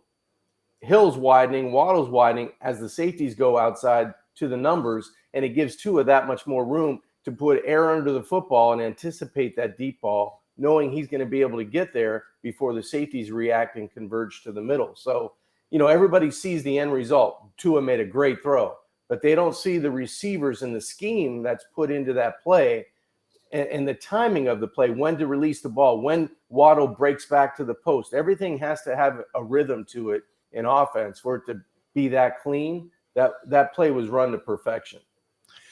Well, and as Brett Tessler pointed out, week one, regardless of what personnel he has, you had Mike McDaniel in his first game out-dueling Bill Belichick from a coaching standpoint, maybe with better personnel. Then going on the road and beating John Harbaugh, who appeared to have the game completely in the bag before blowing a lead with some exciting play calling and obviously great execution there. And now you come back and beat the Buffalo Bills in a game where you were outstatted. I mean, Mark Lawrence, when he's on our Degenerate Friday show, always talks about one team out-yarding the other as being a key factor in determining which way to go in a wager. He'll look back to the previous week and say, well, look, they gained 200 more yards than these guys did. Statistically, that was an abomination, that ball game. 40 minutes of possession and twice as many yards, if not more, and the box score. And you're looking, you'd have to think, wow, this should have been like 37-13 in favor of Buffalo. I totally agree with you guys. I was writing the stats down before the post-game show, and I got to time of possession, and I went, oh, no, there's no way. 40 minutes. They had the 40 and change. I think they ran 90 offensive plays. Yes, 35. The Buffalo Bills. They were 11 of 18 on third down. Yes. I mean, they stayed on the field, and it was just they had 32 first downs. But when you look at the last two games, the Dolphins had a couple of critical instances where they were opportunistic. They took advantage of the opportunity that was there. Couple goal line stands in both games that they're able to take points away from the opposing team. They were really good on fourth down again, in the middle of the field. And they made some explosive plays that, gathered up, 40, 50 yards, 30, 32, 35 yards that got him into scoring position. Buffalo seemed to nickel and dime and they had some explosives, but it was one of those things where they were moving, kind of like the dump truck and the freight train was going in the other direction. So Miami made enough plays to stay in it.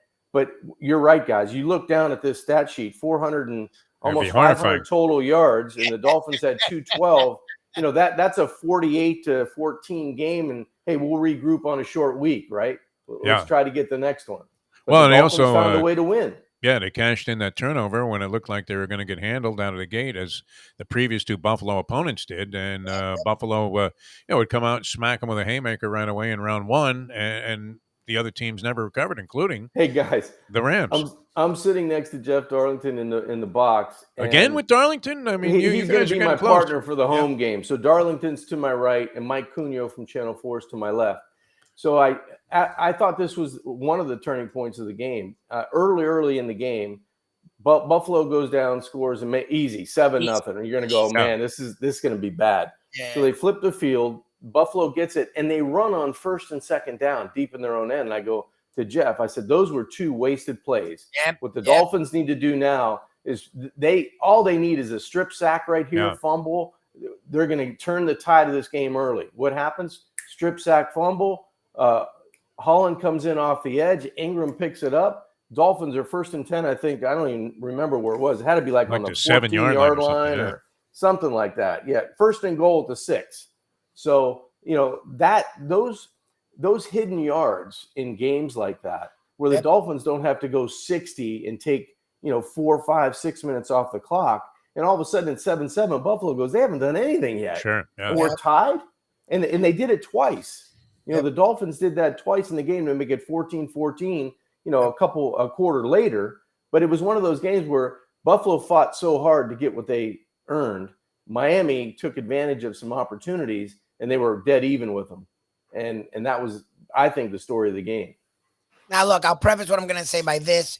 Byron Jones hasn't played yet, and their defense, I think, will be totally different when Kaku, whatever the hell his name is, can be a nickel / Tohu, third or fourth corner instead of a undrafted rookie who's starting pretty much with the plays he's getting. So they have their own injuries on the offensive line. They've already had 2 or 3 guys, if not 4 guys banged up. But what we've seen with this, and they do it every game now, the bend but don't break defense, and we've seen teams win with it.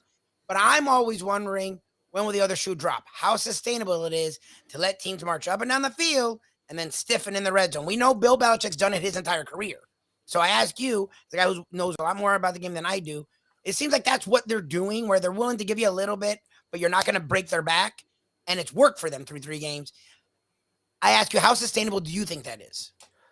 So far, pretty good. I don't know as we look forward, but what I do know is that in the middle of this season, Lubie, the quarterbacks that the Dolphins are going to be facing Not as are good. not what they've just faced in the first 3 weeks. Yeah. Okay.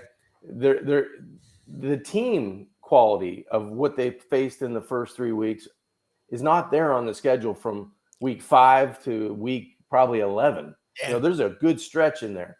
So how sustainable? I think it might be, because teams may not get down there as often, and this team's only going to gain more confidence, especially on defense. You get Byron back on the edge.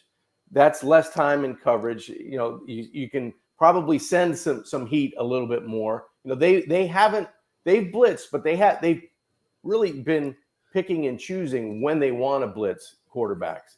So now you don't have guys like Josh Allen or Lamar Jackson. They don't have as many mobile guys on that list when you go down the middle of the season. So you're going to be able to come after guys more with a little bit tighter coverage, less time in the pocket, less time to cover. Sometimes that's a recipe for gaining opportunities for turnovers. So it might be more sustainable than you think as you look at the quality and caliber of talent the Dolphins are going to face. Well, it was nice, too, to see that you could trade blows with the Buffalo Bills, and they did come out on top. I was thinking, too, and John Congemi with us with the Pigskin Playbook / Dateline Dolphins, and, always brought to you by Jimmy Johnson's Big Chill in the Keys. Is there anybody that needs a trip down there more than Ken Dorsey? And now we know that Danny had a temper. I mean, or maybe it was his fierce competitive nature. But, when he was running down the field and cursing out like Duper and Clayton for going the wrong way on what was supposed to be an out batter, and he threw the ball into the stands, and he would run. He was seeing red as he would run like 40 yards down the field, just to get in the guy's face. Have you ever seen a tantrum quite like that? Did you get to see the clips of the Ken Dorsey meltdown at the end of the game when Buffalo failed to get off a play and couldn't spike the ball and at least get a field goal try? I did. And I spoke to Ken Dorsey before the game, and I was talking Isn't to him he on a the mild-mannered sideline. kid? I mean, isn't he like, just, Ken a sweetheart of a kid? One of the best dudes, kind of flatliners. Yeah. He's a really good guy. I don't blame him for being that upset at the end of the game, because that's a game that gets under your skin as an offensive play caller, I would think. Yeah. Because you're dialing up all the right things. You miss an opportunity on 4th and goal. You've got a guy wide open in the end zone. It's probably the worst ball Josh Allen threw. And now you get back in position, and all you need is a field goal, and you're trying to, get in position to get enough yards and spike the football with enough time on the clock for your special teams, and you don't get it, and you just felt like they were at least going to get the chance. Whether Bass makes the field goal or not, I felt like Buffalo was still going to get an opportunity to kick it. And when you don't, you kind of lose your cookies, right? And he lost it. That was great. Yeah. That's okay. You got to get an outburst. How much equipment did he destroy there? I mean, with a camera. That laptop. He was throwing food. I mean, he was throwing everything. It was great. I thought that was awesome. Yeah, I'm thinking back. I remember covering Ken Dorsey when he was a quarterback with the University of Miami. I probably had several interviews with him on the various shows. I was also thinking about an element of torture in my lifetime, or at least it would be today. Because I used to do, and you can appreciate this, John, back in the day, we had only the Dolphins and I would do 4 hours after the game, taking calls of football games. Oh, my God, 4 hours. 4 hours on WIOD. And truthfully, they had like 8 phone lines. They were lit the entire time, all of them, until like the final minutes maybe of the 4th hour, which, if the game ended at like, say 4 o'clock in the afternoon, you're still in the press box at the Orange Bowl in this like sort of slime ball place. 4 hours after the game, it's getting dark, and people are calling. I can't believe it, man. The coach did a good job. Can you imagine being on the air after volunteered this week, Defo? You should. That's what I'm thinking. I was thinking this week after the poor schmuck. That'd have been great. That was on the air, but I mean, you don't have enough interest to sustain 4 hours of calls in the Hurricanes. You would have been lucky even after that game if you could have lasted an hour without having to go into, I got the injury report here, and we're going to speculate on a couple of these things. Can we go to a break? Lou, can we take a break? Oh, we already used all the commercials? All right, we'll keep talking. No, that was horrible. We'll get into that. But should we not send Ken Dorsey, since you know him, down to Jimmy Johnson's Big Chill, at least with like a gift card Perfect for candidate. $50 or something. Perfect candidate for the Big Chill. He needs to blow off some steam. He needs to put his feet up, get a cold beer, have a beverage of your choice. Yeah. Sit outside by the tiki bar, just kind of cruise in there and order off the menu because everything's off the charts, right? At Jimmy Johnson's Big Chill. Wow. I got a report from down there. They said it was good. crazy this week because not only did the Bills Mafia come down and take over the Elbow Room in Fort Lauderdale, they were all over South Florida. So you had some creeping down to the Keys, and they were highly disappointed after 60 minutes of football. So, but they all had a great time, which was terrific. And they do spend money, man. I mean, when they cut it loose, they let it go. Yeah, they were all over the Elbow Room, I think, also. But yeah. And the Fort Lauderdale Beach. But, Jimmy Johnson's Big Chill would have been a good spot for him there because some of those Bills fans, I don't know, they might be able to consume 2 Italian fisherman pizzas by themselves and then be mistaken by the Wildlife Association for a beached whale. But, no, it's a great spot down there. And the sports bar was humming. And what a great place to check out college football on a Saturday, too, with the live music in the background there and, the sunset going down as maybe your favorite team is taking a field. Just a pleasure being down there at any given time, John. Yeah, you know what? You go down and you kind of forget about everything else, and that would have been a nice thing to do if you were fans of certain teams that didn't go your way this week. Just kind of go down, order what you want, whether from fresh fish to the fisherman's pizza to a pasta dish. Everything's so good. Nachos, I'm thinking nachos. Nachos, chicken. Oh, man. That's right. Nice. The chicken nachos are outstanding. And then you kind of walk outside, poolside, and you have the tiki bar, and you've got the bayside views at sundown. So there's no better place. Mile marker 104, Jimmy Johnson's Big Chill, just spectacular. They know how to pour a drink there too, man. It's not like you go to the racetrack and the guy has a little measured shot thing. And some of the bartenders they have to go for Tommy John surgery down there because it's so heavy. It's terrific. You got Dr. James Andrews sitting at the bar there, getting ready to take care of people because of the heavy pour. No, it's a great place, great vibe. Of course, John's brother Dominic does a tremendous job, and his wife Amanda, all over it when it comes to customer service. Not a place where you have to go in the Keys and you're thinking, are they open? I don't even know. You get service. Yeah. That Keys lifestyle sometimes. Oh, yeah, Joey went fishing. Yeah. Oh, he'll be back in 2 hours. Yeah. You forgot to finish your omelet? It's still on the stove. I'll fix it for you. All right, Jimmy Johnson's Big Chill, mile marker 104, the Overseas Highway in Key Largo. Now that the Bills fans have vacated, it's really a good time. And a lot of people think like September is a stiff month, because it's usually a really poor month for people in the dining industry, hospitality business down here. It's the worst of them. And I find it a great time to take advantage of the fact that we live here, but that's a whole nother world down there. Jimmy Johnson's Big Chill. All right, no joy in Mudville. We'll come back and talk about that and a little bit about college football with John. Did you get a chance to see a lot of games over the weekend? I know Pittsburgh, another win for your Panthers. Yeah, and FSU is a story all of a sudden again. Syracuse is undefeated for you as well, and FSU finds wow, another win. There's some surprise teams out there, and unfortunately for the Hurricanes, Middle Tennessee comes down, and the Blue Raiders did some damage with explosive plays of their own. Oh, Jesus.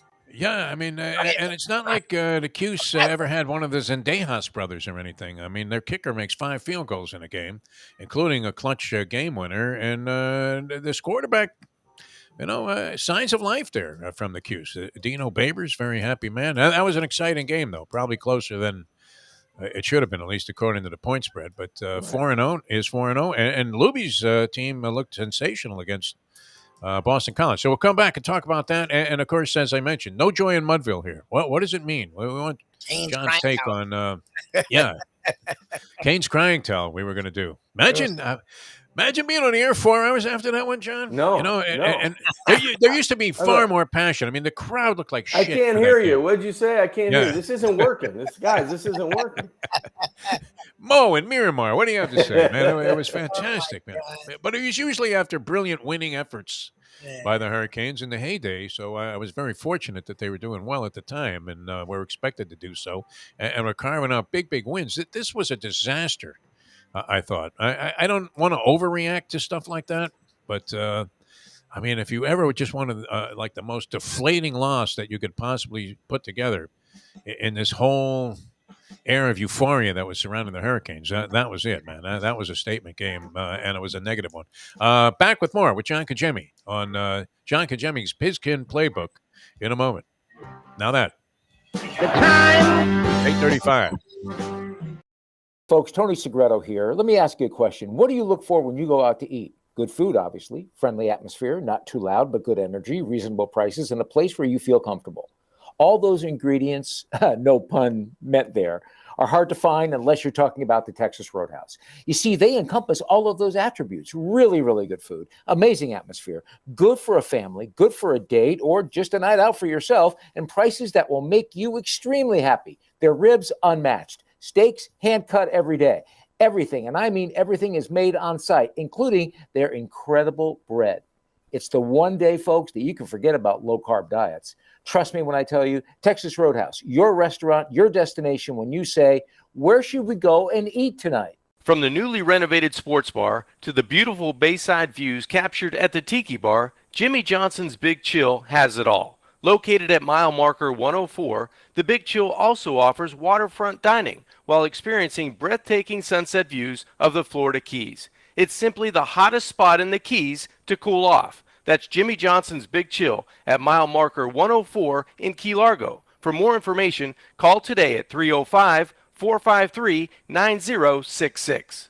State Line Dolphins with John Congemi, and that's brought to you by Jimmy Johnson's Big Chill in the Keys, and we're looking very much forward to doing some broadcasts there. I think we're going to head down there like once a month during the football season. I have to ask you this, and feel free to, not necessarily spill the beans from a personal standpoint to your good friend Dan Marino. Does he experience, or did he ever experience nightmares about handing the ball off to Kareem Abdul-Jabbar that one year when Jimmy insisted on running the ball on every play?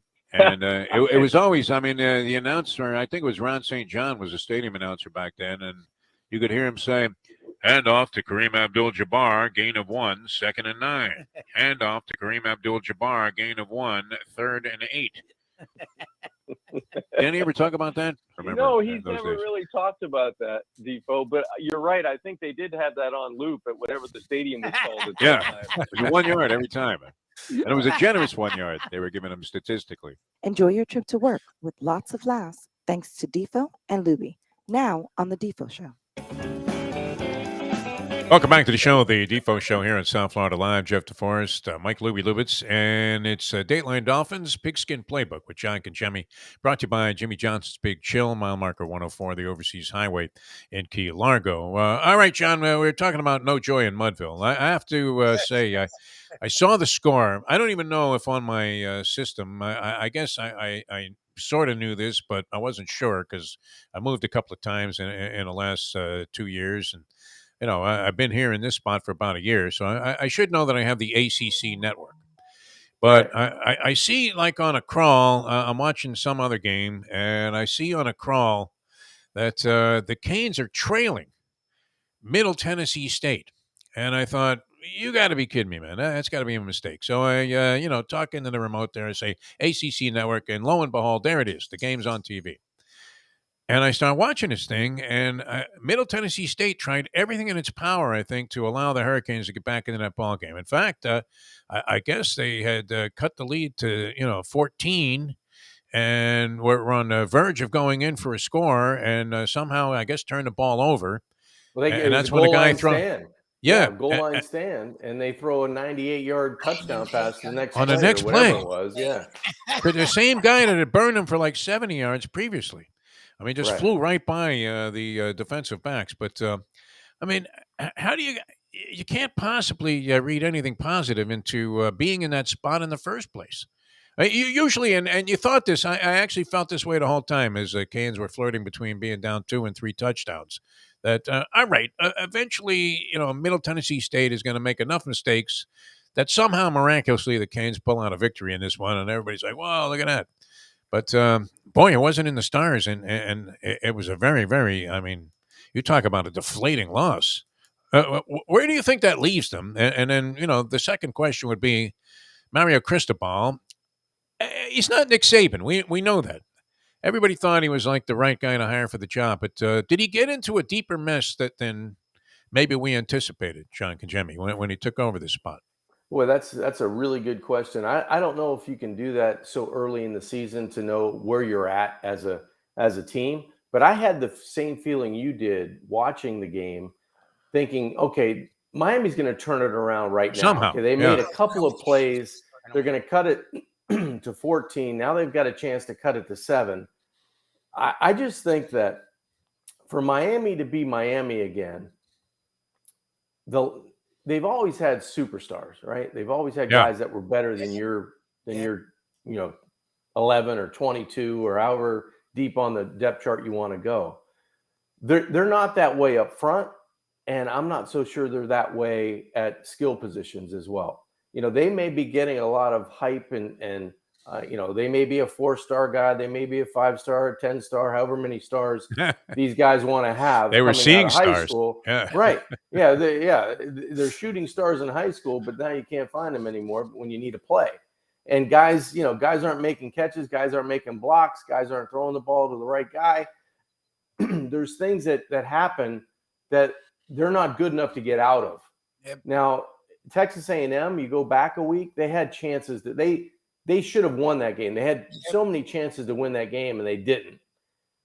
They shouldn't have won the Middle Tennessee No. game. They were outplayed in every facet. They were outcoached. They were outplayed. They were outworked, especially from Middle Tennessee's defensive front. They beat the crap out of Miami's offensive line. And that's why you hired Mario Cristobal to fix that. So, if you say he's got more on his plate maybe than he could handle, maybe that part of it he does. I don't think he will, because I think he's going to be able to get recruits to come to Miami, and they're going to be okay. Now, are they going to be what everybody in South Florida wants them to be? No, they're never going to get to that place again. It's too hard. There's too many good teams. They're not going to beat Georgia and Alabama and Oklahoma and Ohio State and USC with regularity. Not that they have to play them every year, but if they can't get out of the ACC and win a championship there, what makes you think, in the last 20 years, what makes you think all of a sudden hiring Mario Cristobal in his first year is going to turn it around? He needs some time to be able to kind of implement what he wants to do with his body type up front, with the skill positions, with a quarterback. Now, they've regressed in certain areas, which doesn't help him. Quarterback hasn't played like he did at the end of the year last year, but that goes hand in hand with what he's throwing to and what they're asking him to do. I mean, he couldn't do much more against Texas A&M. He's putting the ball on the money. Now, he may have had an off day against Middle Tennessee State, but it goes hand in hand. When you're not throwing it real well, you can't run it against the Blue Raiders to win 28-24, 28-21 if you're having a bad day. They should be able to do that. Well, and there's a few things to me. First of all, offensive line is supposed to be his thing, and his offensive line coach that's smaller than me that he made fun of is supposedly actually a really highly credited offensive line coach. But again, it takes time to build offensive line. That's the one thing when people give Norvell crap at Florida State. I'm like, look, Jimbo, one thing he hasn't recruited, including at A&M, and you've seen it, is offensive linemen. He sucks at recruiting offensive linemen. So whether it was Taggart or Norvell, they were going to have to rebuild that. And Norvell said, look, you can make fun of me all you want. That's where my focus is. And now you look, they one of the best. They're missing 3 offensive linemen, and they still one of the best offensive lines in college football right now. They're top 5 in running. They're top 5 or 10 in passing. Jordan Travis looks like a freaking All-American, and I hated Jordan Travis, but it's because of the offensive line. So Cristobal is going to need time there. And their receivers are horrendous. The receivers you know what happens? You know what happens, Lubie? Look at the style of offense that Florida State runs compared to what Miami ran last year. Yeah, man. Okay, and what they're trying to do this year. When you have marginal offensive linemen, the best thing you can do is spread people out, go fast, and kind of tempo you to death. Because with the speed they have at running back at Florida State, you don't need many creases. You don't need these wide holes to run through. It's like, where's the daylight? Let me get through it. And all of a sudden, they're back on the ball again. And all the lineman has to do is kind of shield a guy to let those running backs go through. And now you're so tired, you can't rush the passer. Travis is going to sit there and pick you apart or run, tuck it and run. Now, Miami was a little bit like that last year. I never liked the way their offensive lines played over the past couple of years, but they were much better suited to do what they were doing last year than what they're asking to power run and be able to be physical at the point of attack, hold blocks for this long. They're not that good. Yeah. So, you're kind of asking them to do stuff that they weren't recruited in that offense to do, and they're not getting better at it. Maybe it was just 1 week and they were bad, and let's see. But I don't know. They were manhandled up front last week. So to answer your question, I think Florida State's more suited for what they're doing offensively. They've got a quarterback that can move. They've got really quick twitch running backs, and they're both, I don't know which guy's in there. They both look the same. When they're running the football, it's all three guys. They're really good, but they all have the same style of running. Well, and it also took Norvell time to get there, and he's on the hot seat after facing COVID year, and it's only year 3. Like my thing, that's why like Kane fans, this is what we do. We go, okay, they're going to be great, or okay, they're going to suck. I don't think it's either. I think it's going to take time. My only contention and my issue with Cristobal is he's very conservative, and he didn't have to be at Oregon. He had Herbert. He had tons of talent, and he still was conservative. That's my fear. And I was talking to Segreto where he was finding all the positives. I'm like, I think they'll be fine. They'll get to 10, 11 wins. They'll be okay. But in this day and age, to really challenge, look, Georgia is a defensive-minded team, and they chuck the ball. Bama, defensive-minded team. Like, everyone nowadays chucks the ball. Cristobal doesn't want to do that, and that's why I'd be scared as a Canes fan, because you brought in Gaddis, who doesn't want to do that either. And it's like, so you're in South Florida where speed reigns, where you want to go all over the place, all over the field, but you want to run Michigan football 1968. Like, I don't understand that combination, and I think you'll get talent, but eventually, if you don't open it up, then why would people want to play in Miami? Well, I'm looking at the stats from the game. Miami was 7 of 20 on third down. They were 5 of 8 on fourth down. So they were rolling the dice. Yeah. They were trying to stay in the football game, but they were down so much, they really had no choice. And then when it comes down, we talk about the Dolphins being opportunistic, making certain plays, kind of stay in the game, take the lead in the game. The Hurricanes never made those plays. They had their opportunities. When it was, to your point, Jeff, when it was 14, they were down 14. They're going down to score to make it 7. Yeah. They get stuffed, and all of a sudden the next play they're down 21 again. It was like an onslaught. They just could never catch their breath to say, okay, now if we make one play, the tide's going to turn. They never got to that play. They still had a half a shot, though. That was the funny part. I know it. I mean, even down 3 touchdowns, it looked so vulnerable what Middle Tennessee State was doing. To see that happen, and the other really deflating thing for me, I'm looking and the great Tony Segreto was telling me that maybe people were preparing for this hurricane. I don't know. I saw a packed stadium yesterday, as Lubie pointed out. Was there 15,000 people at the game? Where was everybody? I don't know. This was coming off this supposed springboard game. 45,000. Look, I've seen announced and real look different, but they'd be lucky if there was 15,000 at that game. So they must have all been sitting underneath the home press box, because at the end the other it looked side like of the a bomb field, scare. there might have been. It looked like a really good state game that St. Thomas was playing. Yeah, I was gonna say. I mean, I was watching in the opening round of some tennis tournament in Korea. And there were that many people in the stands, and they literally like there was like 2 bodies in there. Yeah, the pickleball court down in Davies got more people than I had more people watching. Game. Yeah, me playing my son on Sunday. There was one guy that couldn't get up from his earlier doubles match. No, it was still bad. sitting on a bench. That's why they need their own stadium. I mean, I would say the same thing about my university too. I mean, you're going to get, when good teams come in, you're going to pack the house, but you need about 45,000 seat stadium on campus and be able to kind of create that environment that you had. It just, you're not going to get it. I mean, I'm not sure. I'm going to have to take a peek to see who they play next at home. Yeah. But I would say, if it's a good team, it'll be a little bit better, but I don't see it. It's just such an overwhelming. We've been talking about it for like 25 years here in South Florida.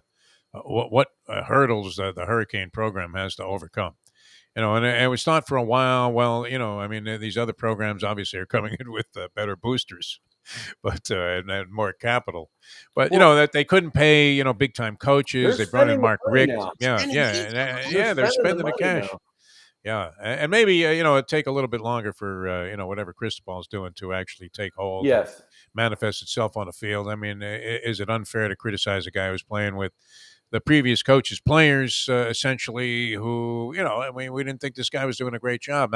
Now Cristobal, though, and look, I always enjoyed Mario Cristobal when he was a player here. I had a chance to cover those teams, and so he was always a very likable and popular guy, even as a player.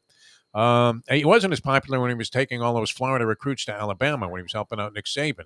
Right. And many people thought, well, there was the mistake, right? They let this guy escape. He was here at FIU. They let him get, out of the area. And now look what he's doing. He's destroying, any chance the Canes have of getting these kids. And then he goes to Oregon and has success there. But I didn't see him as the sharpest coach. I don't know what your feeling is. And some of that kind of showed up in this game. Because that's a game that a really good coach, you would hope would be able to manufacture a way to win, no matter how horrendous of a start he got off to. Well, there's only so much, in my opinion, a coach can do. I think Miami got outplayed. They were not the better team on that Saturday afternoon, and Middle Tennessee State deserved that win. They played well. They made enough plays to get that lead and then hang on to that lead. I'm not so sure. I think he made a quarterback change kind of at the right time to kind of jumpstart his offense, and it did early. It tried to, right? It did initially, but then it regressed back into what they were doing for most of the game. So I think it's way too early. I thought Mike Norvell at Florida State, when I covered him at Memphis, I thought he was one of the most engaging, smart, sharp game day coaches I'd been around. I loved meeting with him day before the game. I thought he was the right hire at Florida State. Florida State didn't start. They were 0-4 last year. Everybody thought they would. And I thought the guy was going to get a raw deal. I said, man, I know this guy's good. I know this guy can relate to players.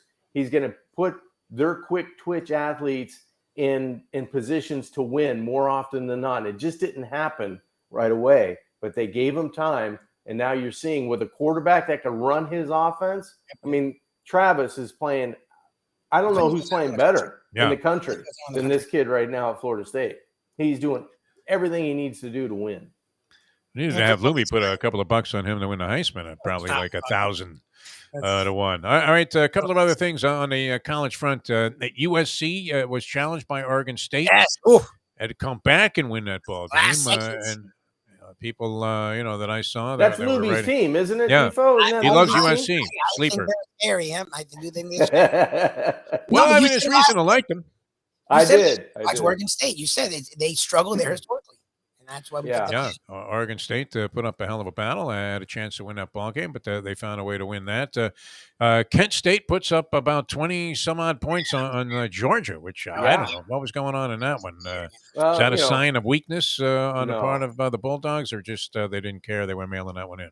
I didn't watch a play of it, so I can't really say by watching it, but guessing, I would say, hey, it's one of those games where let's get our guys in, let's get off, let's win the game. Yeah. Win it by 20-ish. Let's get out, and now let's head into the SEC schedule where we better be at our best every week. No matter how much I'm rooting against it every week, a Clemson victory, somehow Dabo wriggles off the hook.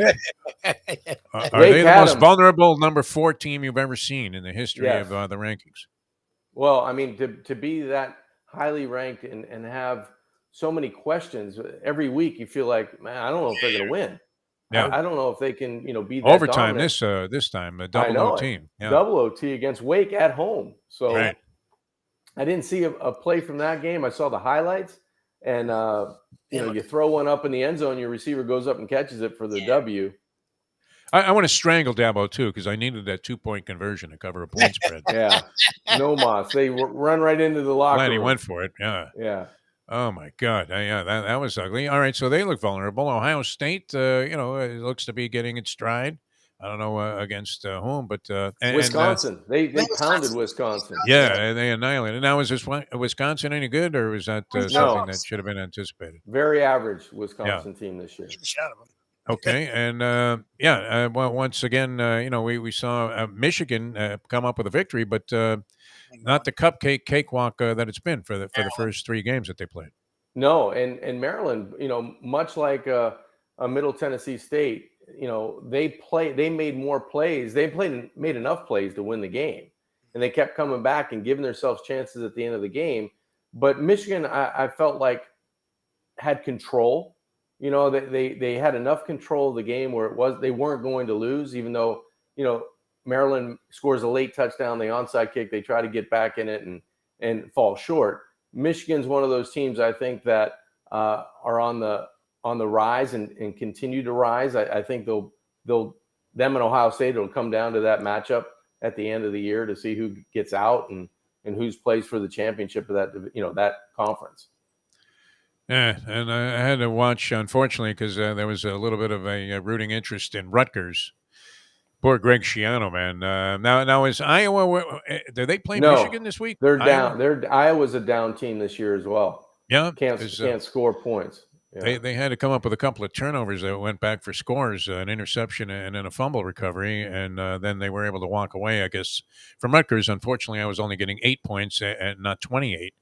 And so that minor error. Yeah. Well, I mean, it wasn't my choice. It was a team that was handed to me. +8, and so I'm watching that game, and boy, it was fairly atrocious. It really was.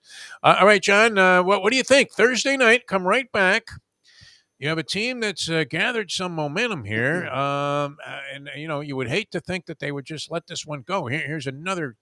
Every week in the NFL is a giant opportunity. Cincinnati Bengals look terrible the first couple of weeks. Come back, and I don't know what kind of litmus test the Jets are. Probably not a very meaningful one, but they do get themselves back together, which often can turn the team's chemistry around a little bit. And they get a win, an easy win over the Jets. I think it was 27-6. 27-12, I think. Yeah, something like that. Jets actually scored late. Yep. What kind of speculation do you have about what would be your anticipation for this week's game? We thought the Buffalo game was kind of a free swing for the Dolphins as a team. Just go in there. You're not anticipating a win, but it's possible. And once they stayed in the game, they ended up winning it, which is great. So, what do you see this week against the Bengals? I see the Dolphins applying some pressure in the pocket to Joe Burrow. I don't know why that's the first thing that jumps out, but after facing two mobile quarterbacks that look like Houdini in the offensive backfield that can get out of all kind of, would-be sacks or turnovers or pressures or at least negative plays. I don't know if Burrow is going to have the escapability to be able to, if the Dolphins bring the hammer, can they hold up on the back end? But I think that there's going to be more pressure in the pocket. And I think that the Dolphins look at this opportunity, you would have to say, this is a gravy game. I mean, for me, I was thinking, hey, if they get out 2-2 in the first 4, they're going to be okay. They can get to 10 wins. They can maybe get to 11, depending on how it goes at the end of the year. Now, they're looking at this game. If they steal this one, they're on their way. And they're on their way until they face, Buffalo, San Fran, Chargers run, somewhere, somewhere down the end there. You're scary. So it is scary what the Dolphins have in front of them. In a good way. They can capture this game on the road. I think they've got a better than 50% chance to win this game, even though it's a short week. Road team going to Cincinnati, they've got a puncher's chance in this game to come out on top. How prohibitive is that, you think, going on the road for the Thursday night game? I don't know what the percentages are of road teams in that spot, but, I don't know. I mean, you would think they're approaching this as if, the old, hey, why not us? I know it's not good. I know it's not good for the Monday night team traveling, playing on the Sunday. So I would think it's even higher, in a negative way for the Dolphins this week. For a traveling team on a Thursday night short week, you're to have 2 walkthroughs and then you're on a plane going to your destination. I would think that percentage would be, would favor the home team even more than a Monday night Sunday game. Mahomes and Brady, after seeing Rodgers and Brady this week, that's on the schedule in the NFL next week. Both teams, Kansas City coming off a loss, and we were talking about this earlier this morning, John, especially early in the season in the NFL. You're never as bad as people think you are, and you're never as good as people think you are. And we saw a lot of teams snap into reality, including Kansas City, who looked like they were with the Buffalo Bills hand in hand to go to the Super Bowl. The Bills get handed with a loss, and so did the Chiefs. And Tom Brady couldn't get anything going against. Is Green Bay's defense that good? I don't. You have 2 or 3 wide receivers that are out of the game. Yeah. You're not running the football all that well, and everything's on Tom Brady. But still, at the end of the game, they had a chance, right? Yeah. Because I think they signed Tom Lance Brady. Rensel at the last minute. No, they got like Cole Beasley of some waiver wire. I don't even know what league's waiver wire it was to come in, and he was trying to replace like 3 guys that were out of significance. Yeah, you know what? But you do have Tom Brady, or you have an Aaron Rodgers, or you have a Patrick Mahomes. You're always going to have a chance at the end if you have the ball. Yeah. And you have 70 yards. You have to get a field goal. You have to get a touchdown. You're always going to have a chance to win that game, or at least tie that game with those types of guys. I think he went 90 yards in the last couple of minutes, Brady, and they came within an eyelash. They missed a 2-point conversion. Otherwise, they take it to overtime after being out of the game the whole time. But they don't have the delay a game. Yeah. I think probably score. They walk in with Leonard Fournette running the football. That's right. Yeah, they handed the ball off. Yeah, there was nobody there. That was classic. Wow.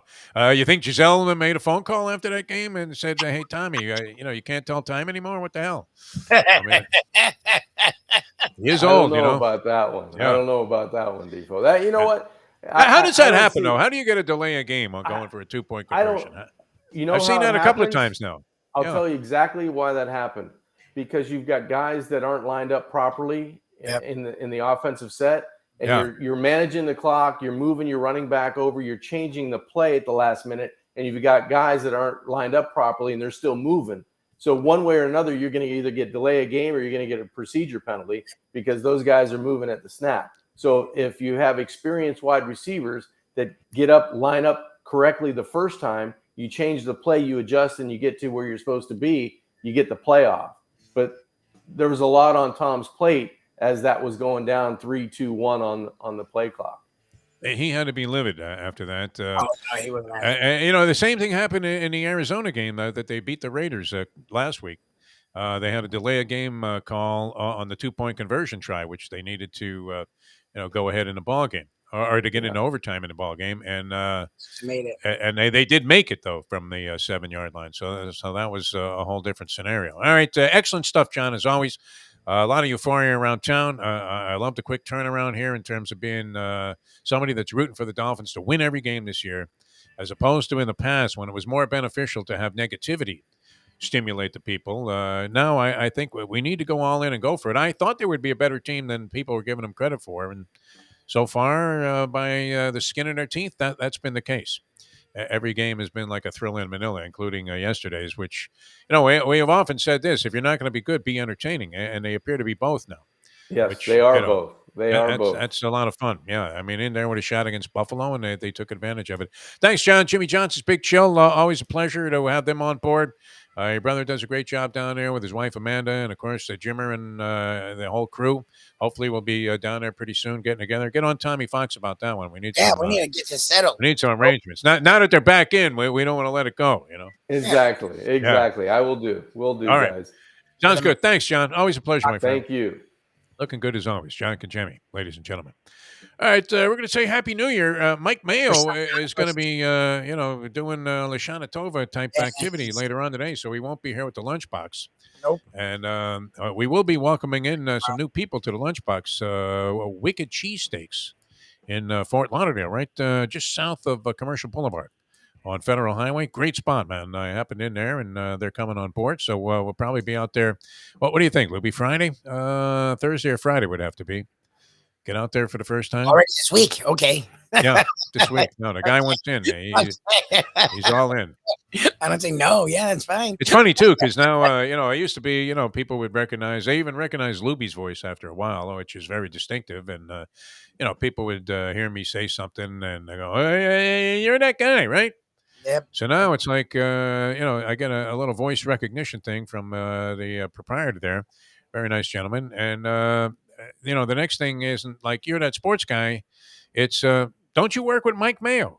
That's my favorite. It's like, what? That's 40 years in the business now, and that's what I'm known for. I'm like, we did a show a long time. I'm like, all right, sure. Mike Mayo's Lunchbox. I love it's Mayo. the big show now on the network. Rightfully so, man. People love seeing Mayo eat, man. They really do. We do too. All right. Hope you guys had a good time. We'll join you again tomorrow morning at 7 o'clock, and we'll get into more things. It was a very, very exciting weekend. I didn't get a chance to talk about the Laver Cup. Lubie, tears were rolling down my cheeks. Oh, he was doing doubles, right? That's what it was. It was his last. He played the doubles match with Rafa. He hadn't played a competitive him and Rafa match. played together? Yes, and this event was fantastic. The crowd was terrific. It was in London, England, I believe. Oh, was it in Australia or England? I have no idea. Laver is I think it was in London, England, at the O-Arena. Isn't that in England? Yeah, that's the big stadium there in England. Brilliant tennis. I mean, highly competitive. The European team was sensational. I mean, they had every big star on there, including the big four. European team had Federer. They had Nadal. They had Joker, and they had Andy Murray, and then they had Tsitsipas and Berrettini also, among others. But wow, I mean, that was some lineup that they had. And the world team consisted, the American players were on the world team, and there were a few other guys representing the world team that were not American players. Your man, Diego Schwartzman, nice, lost a singles match there. But the tennis was brilliant. And the way that Federer went out, man, I mean, I couldn't help it. I actually it was like I was listening to the Lou Gehrig speech live. It was fantastic, man. So great tribute to a great athlete, Roger Federer, and went out in real grand fashion and style. Had a chance to serve for the match. He had 1 point, he's serving in a tiebreak for the match, and it looked like he threw an ace in there. It was his final competitive shot, but just missed, and then they ended up losing. Rafa and Nadal lost to Tiafoe, who was brilliant and actually clinched the thing for the world team. The world team, which included the Americans, Taylor Fritz was on the team. McEnroe was the captain. Patrick McEnroe was also part of the thing. And, Francis Tiafoe, who's really come into his own. He had a brilliant tournament there at the U.S. Open on the squad. And they were viewed as the Washington Generals of this event. They had never won against the Europeans, who obviously were dominated by these brilliant players. And so they won the thing on top of that. So it was great. I mean, really, really worth watching. But the Federer farewell ceremony was absolutely phenomenal. And the fact that he played and played well. Rafa actually choked and cost him the match, Rafa. But, I mean, seeing these guys together and working together, and it's kind of a team thing. So, they all kind of encourage each other. It was really, really fabulous. A great event, the Laver Cup.